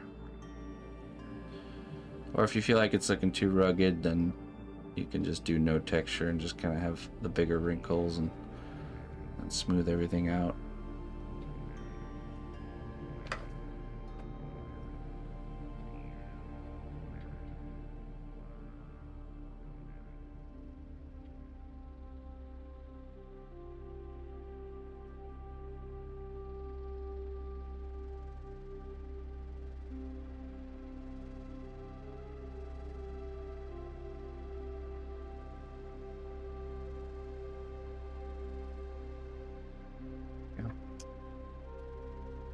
So yeah, you go around the hand using reference, adding the wrinkles, the fingernails, getting everything cleaned up and then baked, just like that.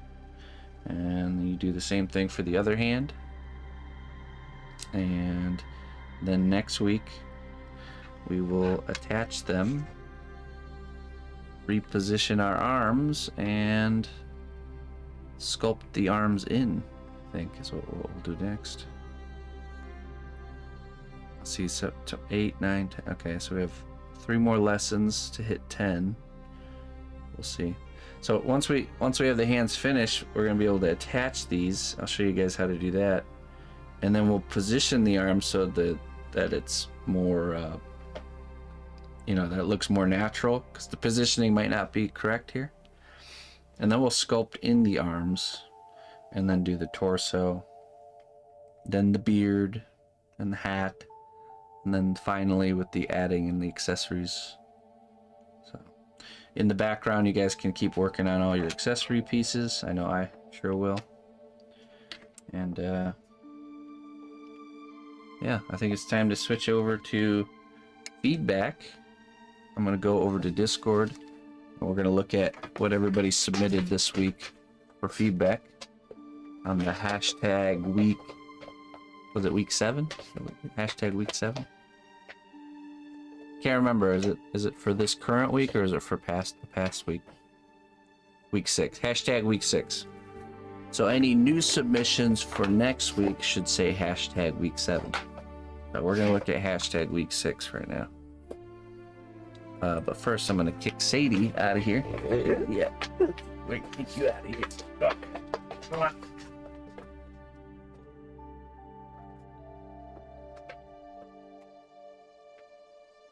Get out of here.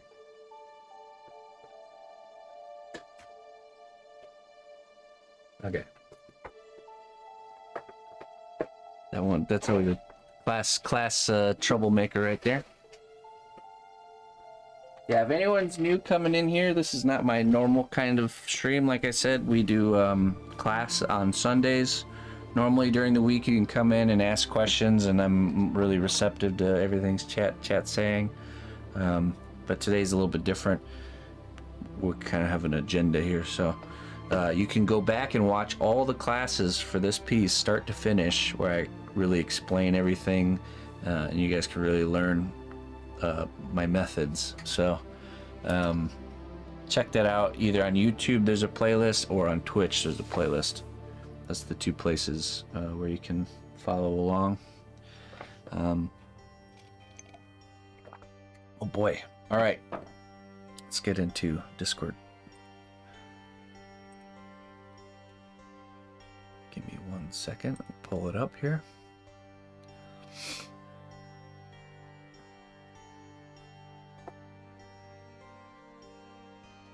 Let's see. Pull this up. Okay, we're gonna go down. If you're new, we have this is the Discord. This is where you can post your work and get feedback and share tips and tricks with each other and hang out. So !Discord if you'd like to join here. But if you join in, you just got to go to the rules tab here, and you got to click on this little dancing emoji guy, and then you have access to everything else. Here's cnotbusch school, so this is where we're going. And let's just do, okay, we're gonna search hashtag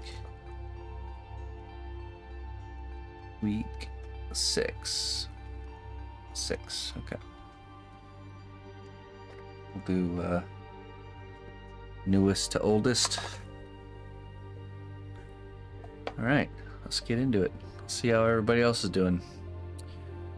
These are the pants. I want to make them a little different. The upper part doesn't have material or wrinkles because I'll add the belly later. Okay. I'd like to know if the wrinkles are fine or if any changes would be better. Additionally, it would be nice if you could share your opinion on the length of the arms. Okay, length of the arms, and let's see how the wrinkles are doing here. Let's see. Okay, the arms are probably too long, but don't worry, you can change that later. Yeah, we can change that later.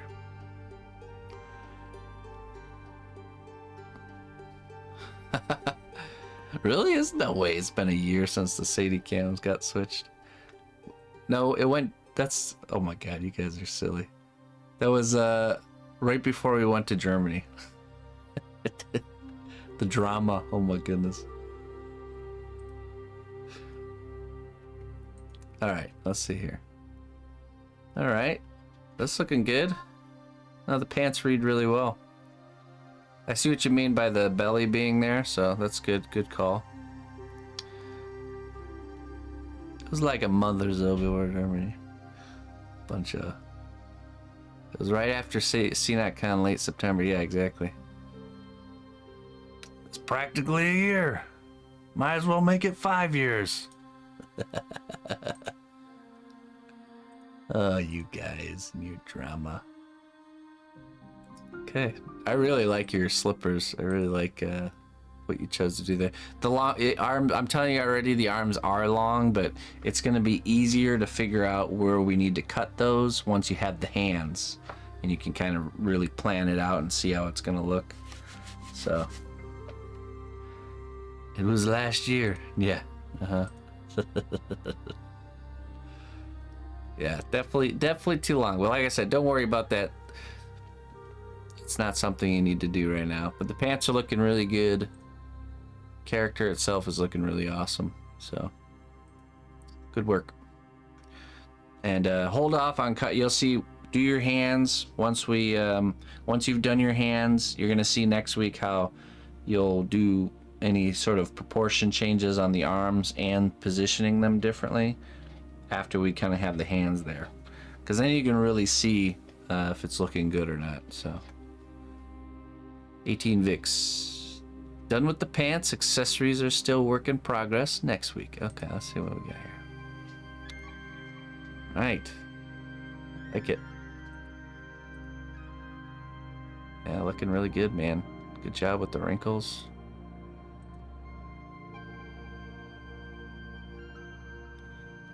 Looking really nice. Oh, there's a video. Okay, there we go.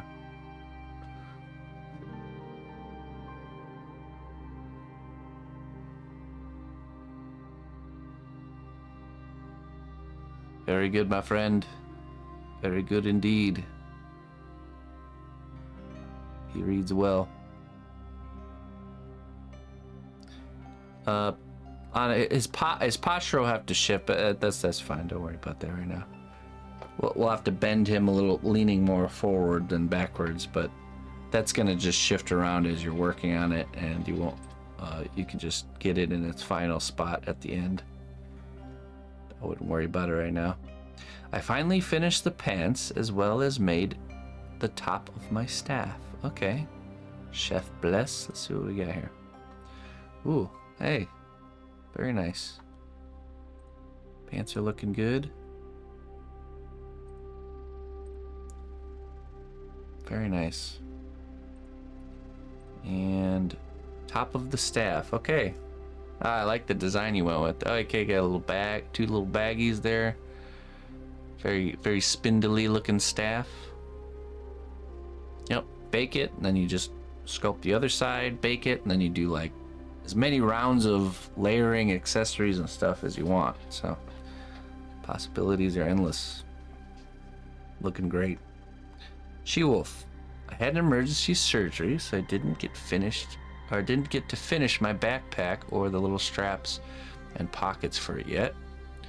I got a little pouch. That's okay. I don't think anybody's finished their backpack, so you're not even behind. Don't even worry about it. I'm not even done with mine. I just finished the wicker basket part. Little pouch and staff mostly done. I need to put the leather wrap on the staff, where his hand will be. Okay, so this is what I'm able to get done. Hate not finishing homework. That's all right. That's okay. Very good. Nice bag. Nice bags. I love it. There's the staff. Okay. Oh, there we go. Add a little knot hole there. Look at those feet. Yeah, I don't think anybody's finished with their accessories, even myself. So, yeah, that's okay. The accessories we don't really need. The ones we absolutely need for today's class is the ones that the character's holding. Anything else can just be. They're not really going to be used until the very end, anyways. So, take your time. If your staff's too thin and you can't put wire around it, that's fine. Just do the wrapping the wire around the staff, and then just covering up that little part that you can see. You can just sculpt in like a, make it look like something, like a piece of leather or something like that. If you need to cover it up, or you know, one of the things you could do too technically is you could take your piece of wire and just smush it on there with some steel stick too. You could do it that way, and then that will get stuck. So that's another way you can, if you're using steel stick, you can approach it that way if you don't want to deal with the wire. So okay. Oh, hey, look at this. Soldier Dude, week 6. This was a lot of fun. Learned a bunch, and this is my first sculpture. Learning a lot from a great teacher, wizard, Soldier Dude. Hey, look at this. Wow, all right.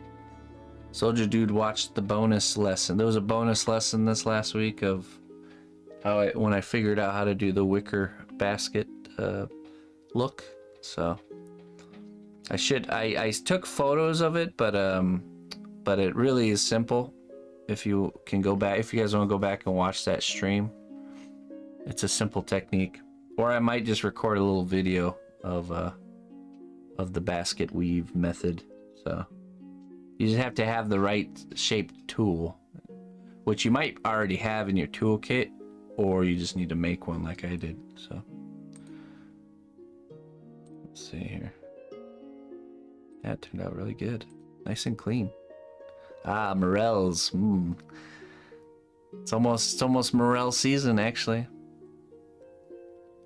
If you're unfamiliar with the mushroom world, this is one of the most sought after mushrooms for eating, and it only comes at the beginning of spring. They only show up one time of the year. You can't really cultivate them, so you can only find them in the woods. Morels is what they're called. Nice little bag. Very good. Oh, look at that. That was you followed along great. Look at that. Oh man, you're doing great. This is your first project, and I would have never guessed if you didn't tell me. So nice work. All right, cool. Still working on a book, but had a lot of fun with the staff. Okay, let's see here. Oh yeah, wow. I love it.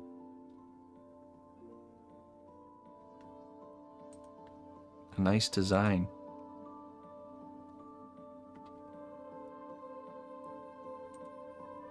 Little moon staff. I like the way you did the wraps at the top. A croissant. Very cool. Nice bags. Interesting little clasp there. That's good. Using your reference. I like to see it. And there's the book in the works. All right. Looks like you're following along great. Accessorizing. It's all about understanding how to break things down into layers. Once you've figured that out, it's no longer difficult to sculpt things. The difficulty comes when you're battling the material because you are trying to do too much in one layer, you know. So super fun week. Still got a super fun week. Still got a couple more things to make, but reasonably happy with how it's going so far. All right. Ooh, very nice. Got a little. Oh, I like that. I like those little repair works there.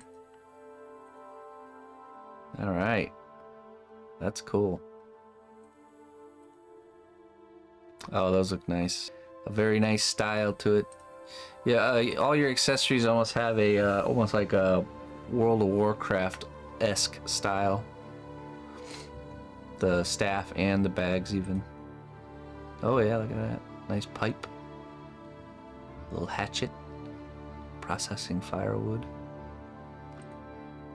Very good. Hello. Alright, Dragon. Hello. This week wasn't too productive. I did a staff that will have some things hanging like a raven skull. A couple little bags, a small sickle, and a mushroom that I still need to finish. Cheers. Oh, a sickle's not a bad idea for someone who's gathering. I might have to add a sickle to my character. That's a great idea. I actually found an old sickle that I have to restore. Use it as reference. Well, going along with your almost like a, I don't know if your character's the good guy in the story there, Dragon. There's a good chance he's not the good guy. That's awesome. You're doing great, man. Nice work. I like the way the staff looks, the way it all looks is good. All right. Finsky, week 6. I was focused on what I needed for the next class. So the stick and the mushroom that will be held, I'm quite happy with the mushroom. The stick had a few versions, but I settled on this one. It should give a vibe of a forest life. With mushrooms, skull, vines. On the photo it looks kind of rough, but to be honest, it doesn't look so rough in real life, at least for me. Let me know what you think. Alright, let's see what we got here. Alright. Nah, you're totally right. Looks like something from the wooded realm. The mushroom textures look really nice too. Alright. Let's see here. Oh, I like that textures. Oh, even the staff has some mushrooms growing on it. Nice little skull on top. Okay. It doesn't read rough to me. It's okay that it's got a lot of texture, and that's good. That'll help in the paint, so. All right, everyone's doing a good job. Okay. Fairy Foundling. We have pants. I'm still fiddling with them. I'm still battling the folds behind the bend of the knee. I didn't find specific enough reference. I also broke off half of the shoelaces. Easy fix, at least. Enjoy the surprise cameo. Okay. Let's see. You know, if you can't find a specific reference, sometimes you can just make your own too. It's something I want to get in the habit of doing more, but like even just a photo of you pose or user or somebody like a significant other or whatever posed in the same position can help a lot, because sometimes it is hard to find specific reference. But this is looking nice and clean. Very clean work. It's looking good. It's always harder to see in the lighter clay color to really see the shapes, but it'll certainly all come to life in the paint. Oh, that's good. That's nice work right there. The way that comes together. Let's see what we got here.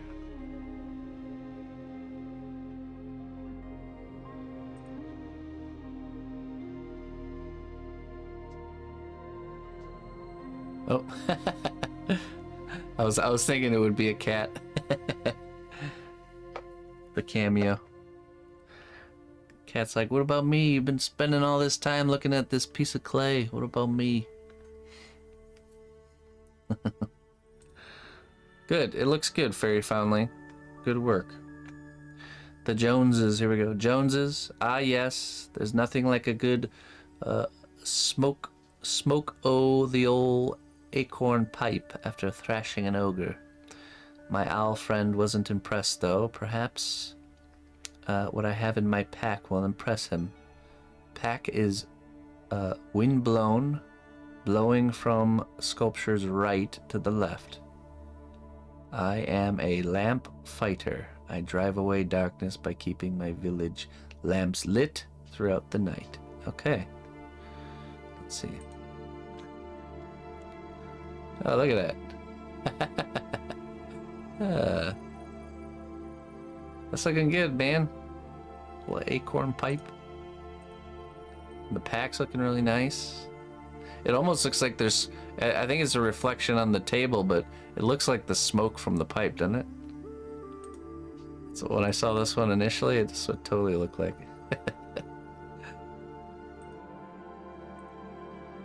Oh, there we go. Okay, he's got an owl companion. All right. He's like a grumpy, judgy owl. I can see it already.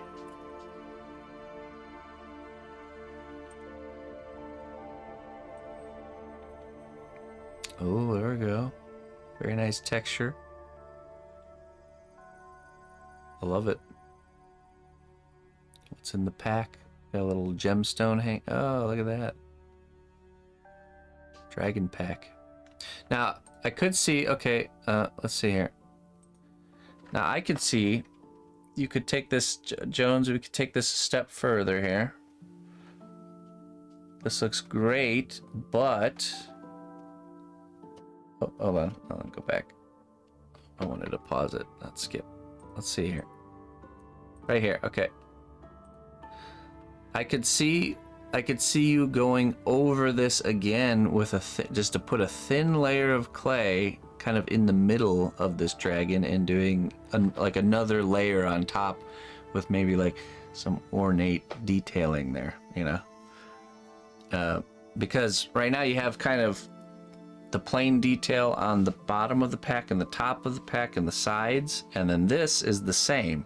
But if you were to add more intricate detail in this one spot, it's gonna draw the eye and it's just gonna make the whole thing even better if you want to.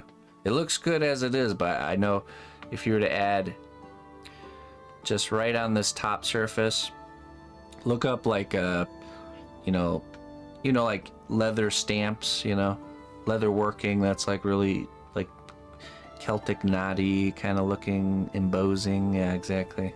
Some sort of detail, or even it could be like a metal badge, like a metal seal or badge or plate or something like that. Just something to me when you turn the pack like that, I could see something filling in that spot. Or even if you want to go you could go another route, and you could even add a mixed media element there. Let me show you. Let's see here.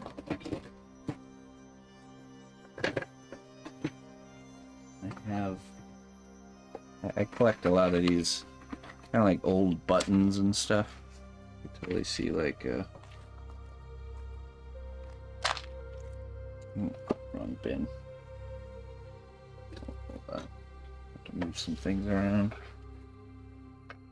Let me show you.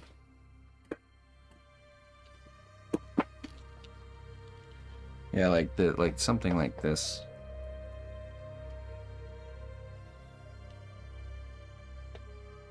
Oh, of course. Ah, come on. Okay. I'm just gonna have to hold it up in the camera here. You know, like metal. I got like metal buttons like this. You can totally see something like that. You know.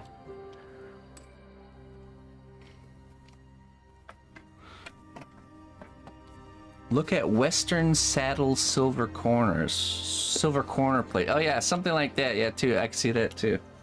Like you know, like at the end of belts, how they have the metal piece at the end of the belt, kind of that kind of idea. Okay, no shirt cam. I guess we can't show you there. Anyways, just something that could elevate that, but it looks good. There we go. Oh, I see. So he's the guy who lights the street lamps. Wait, okay. Oh, I see. So he's gonna be... I thought maybe this hand was holding the pipe. Okay, so this... So he has the pipe in his mouth, and he's kind of working and lighting his... doing his job. There we go.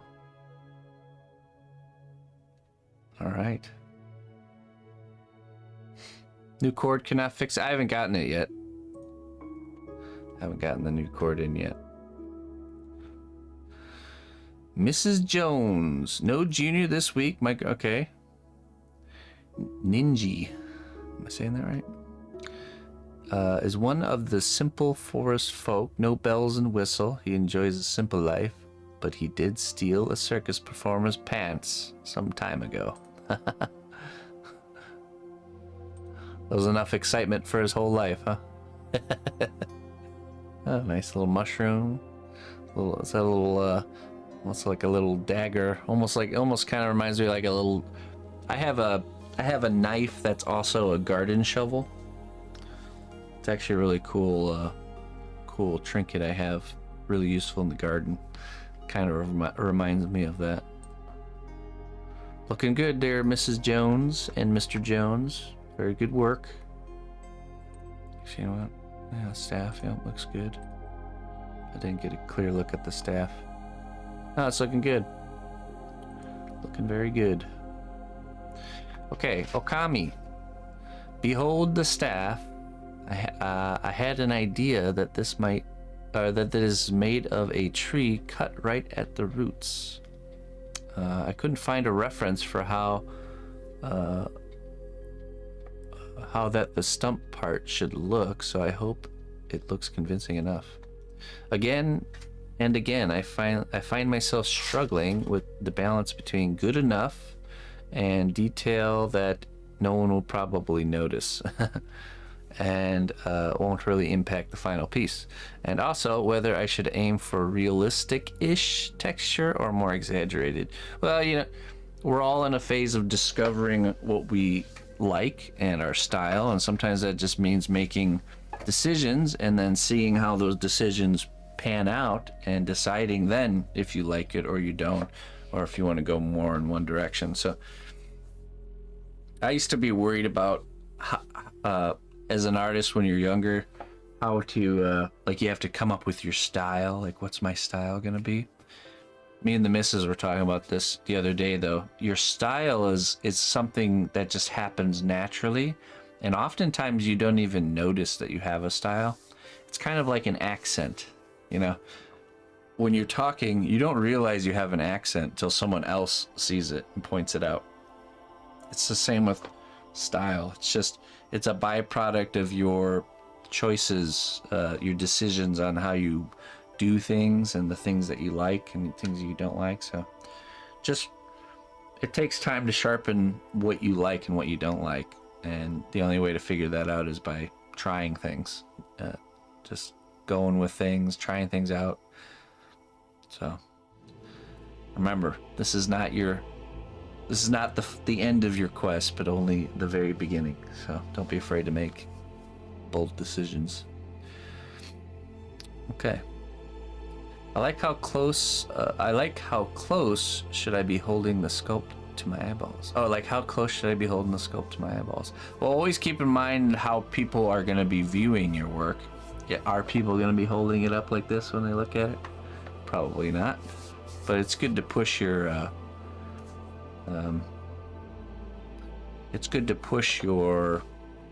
textures further than you've gone before, but just don't stress about it too much. If it's becoming detrimental and holding you back, then that's a problem. I also sculpted my grandpa man a gourd water bottle and a seashell, which he would be holding, though I think I might resculpt the seashell. Okay, let's see. All right. Well, I like that staff. That's really cool. And yeah, that does read well, that it was kind of like cut. You know, it reminds me of like how a pumpkin stem comes out of the top of a pumpkin. So yeah, no, it looks good. Let's watch that one more time. A very nice shape. Okay. Yeah, that does look good.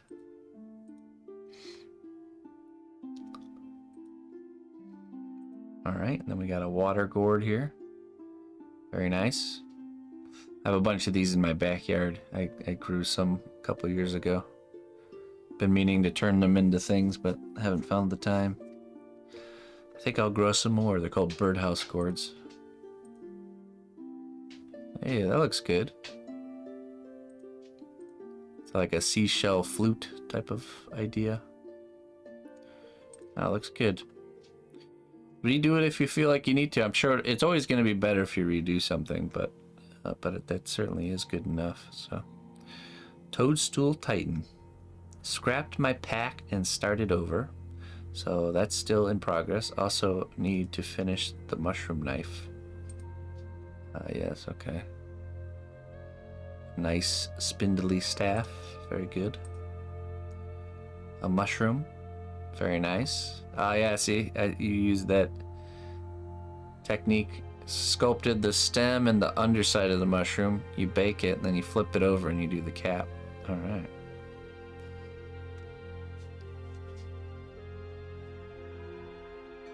Two reading glasses? That'd be funny. Or like reading glasses that has like the magnification lenses on, you know, next to it. Like 3 or 4 layers of magnification on one of the eyes.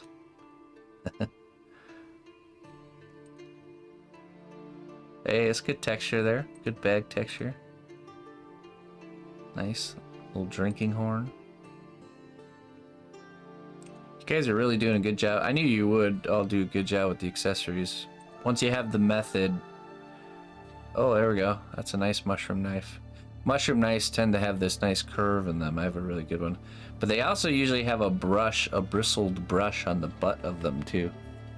So maybe you could consider adding that. So you can brush off all the dust gently.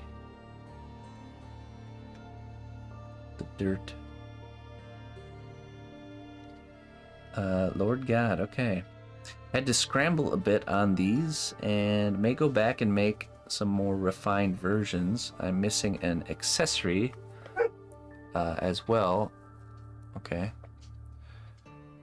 That I didn't yet have time for, which is the moth. I want my Gremlin to be holding. Okay, alright. There we go. Didn't want to take on the oh, the bristles. You could do mixed media later. You could just glue on some fake hair. That would look just like brush bristles. You get that faux hair from like arts and craft stores. Just glue a little patch of them on the butt of it, or not. It doesn't have to have it. Basket looks great. Even did the lid to his basket. There we go. It's good. The bottle looks really nice. Staff looks good. All right. The walking stick looks good, Lord God. It reads really well. The bottle is excellent. I think you did a really good job on that. The shape and the way the label and the cork reads. It's good. Sherry. Such fun. I will probably make a new mouse and bag before the final paint. I'm not satisfied with them. Mouse will go in his hands, so I wanted at least a placeholder. Yep, that's good. But I know I can do a better tiny mouse. Love learning these things. Okay, let's see what we got here.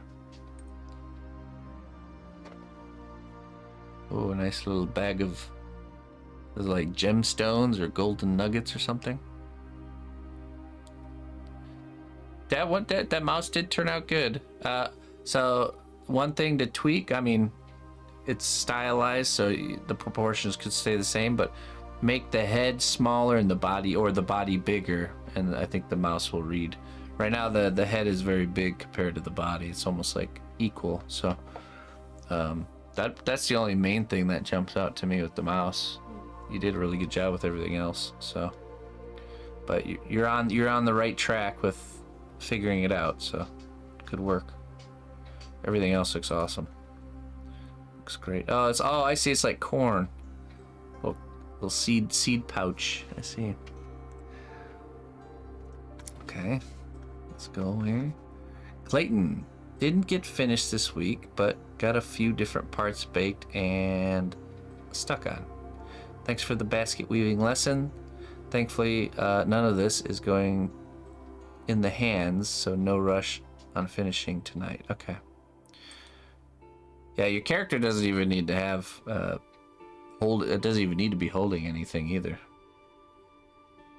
Yeah, that looks good. Like a partial weave on the basket on the bag there. That's nice. Great job on the wrinkles. Can definitely tell you used a reference there. Corn kernels. I saw a sneak peek of this earlier. Really clean pipe, nice looking walking stick, and definitely could tell you used reference here for sure. Nice job, Clayton. Mr. Brightside. This was so much fun. Got the staff, pouches, and buckles baked. Still working on the backpack and made an axe. Looking forward to hands. Are you? Hands, it's just embrace the challenge. It's gonna be a little bit hard, but embrace the challenge of hands. Okay, try your best. It just know that it is difficult to do.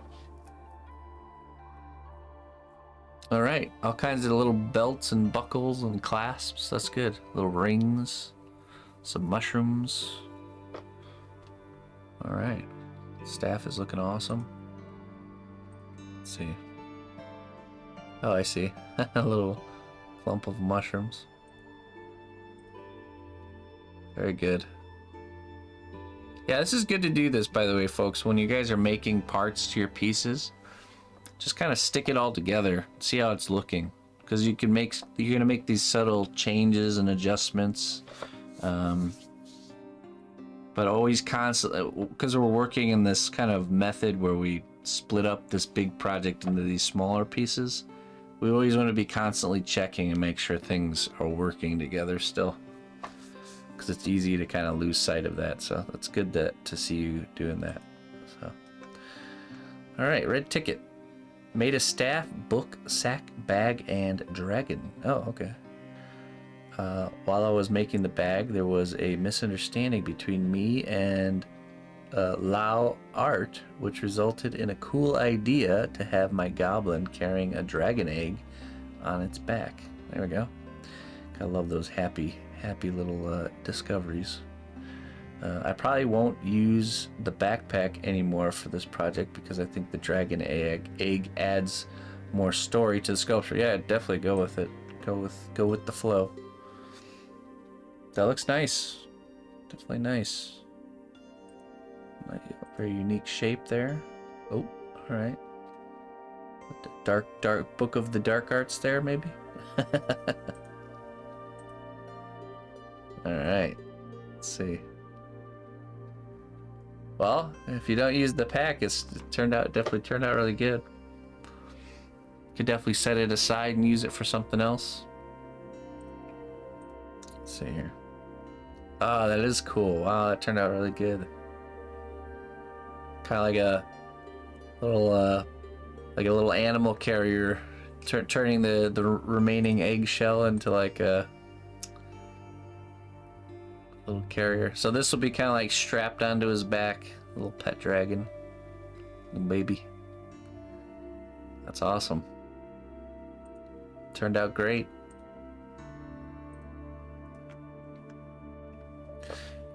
Man, it gives me some really good ideas, that's for sure.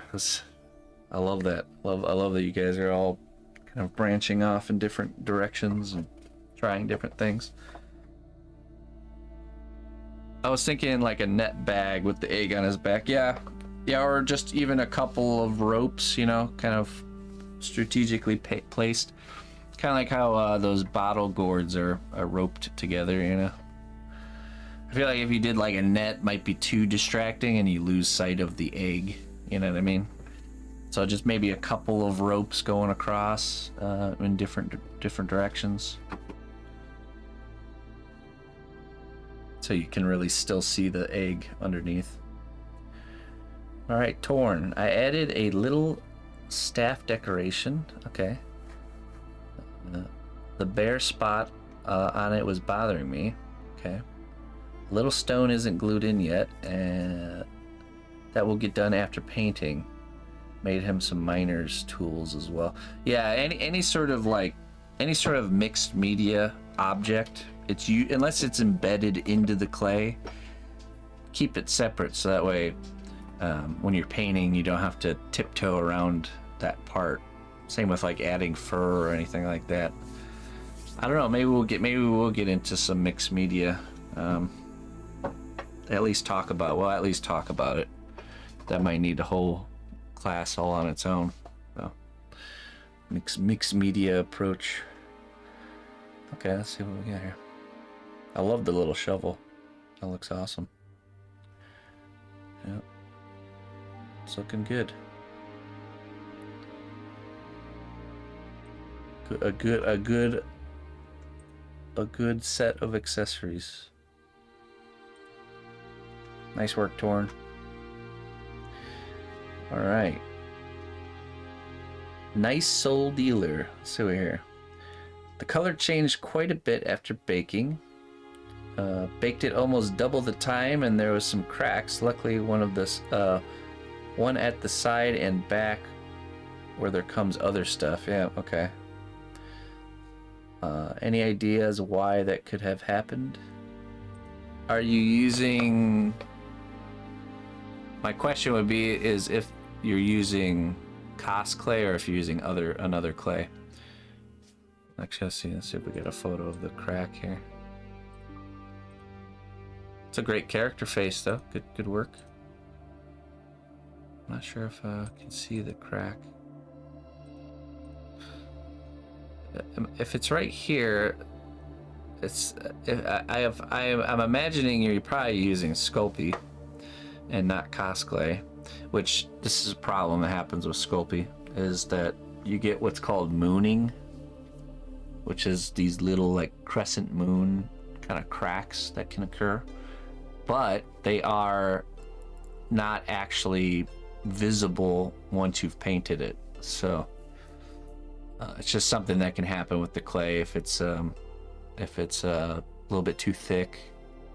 Get these little cracks.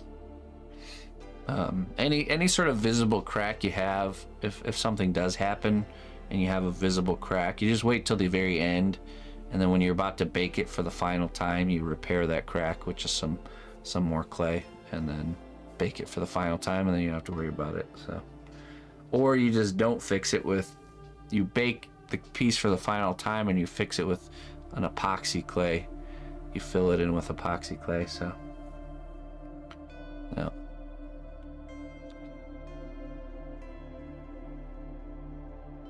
But looks good. Welcome aboard. Glad to have you on this journey. I like your character.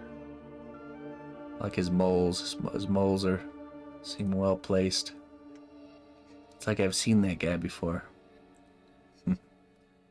RPG Dojo. Backpack in progress. Going for a more adventure style backpack. Okay.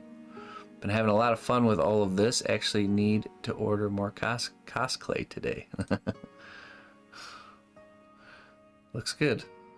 Definitely looks like a adventure-y pack. A nice big hiking pack.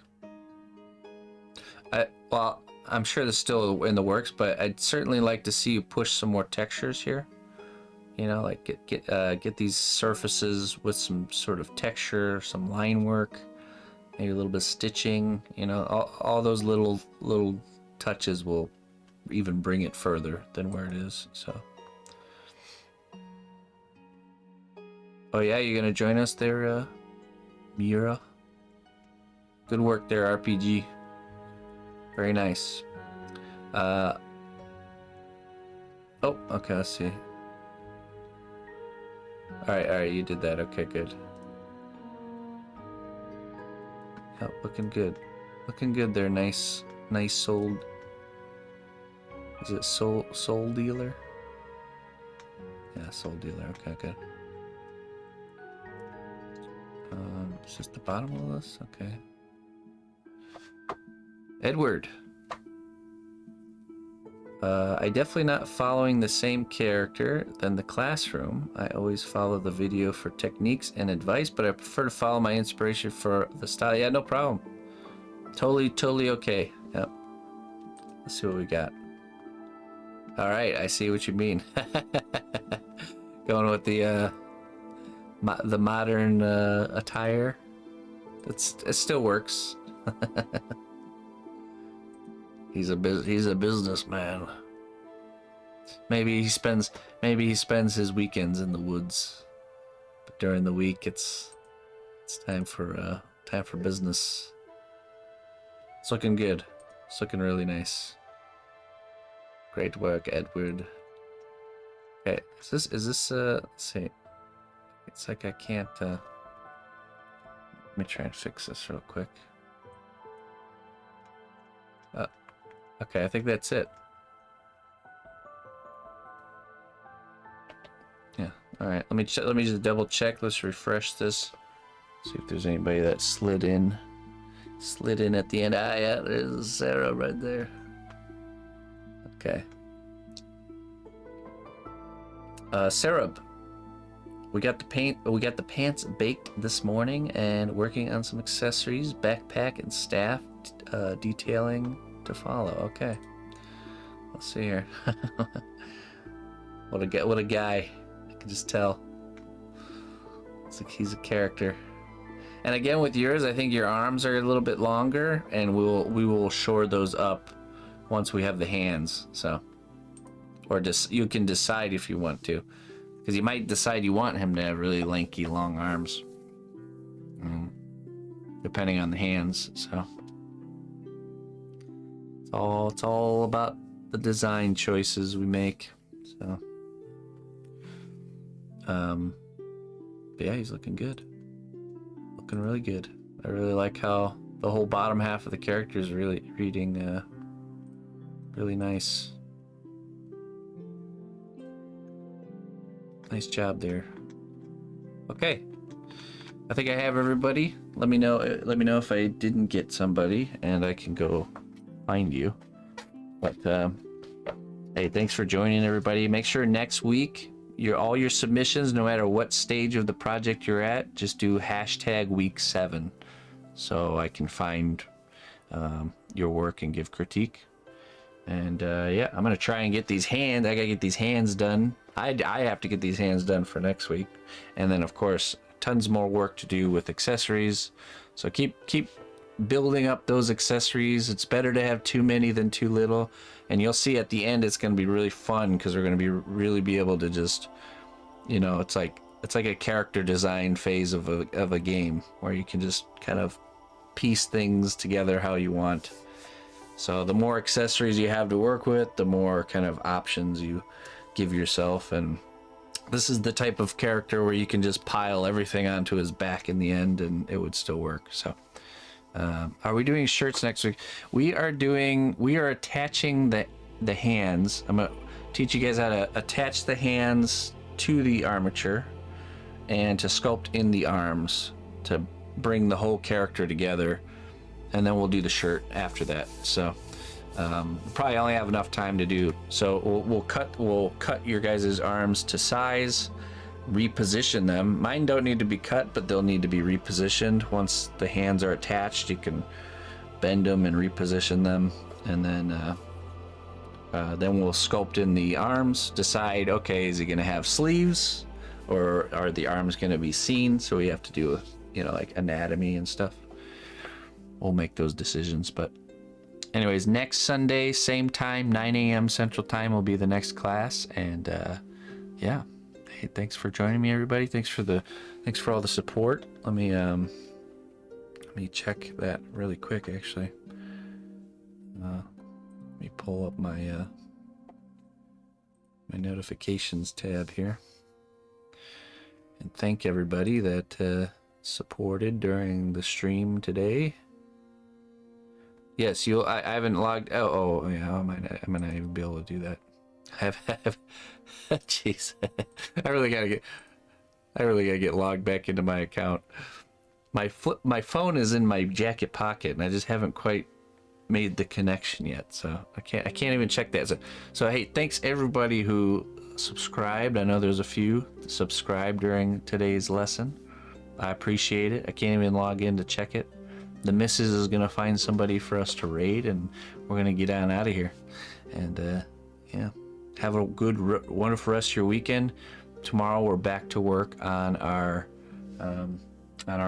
sponsored piece, our sponsored project. So doing some hair sculpting, and good luck on the projects. You guys are doing all doing really good. So doing a really good job.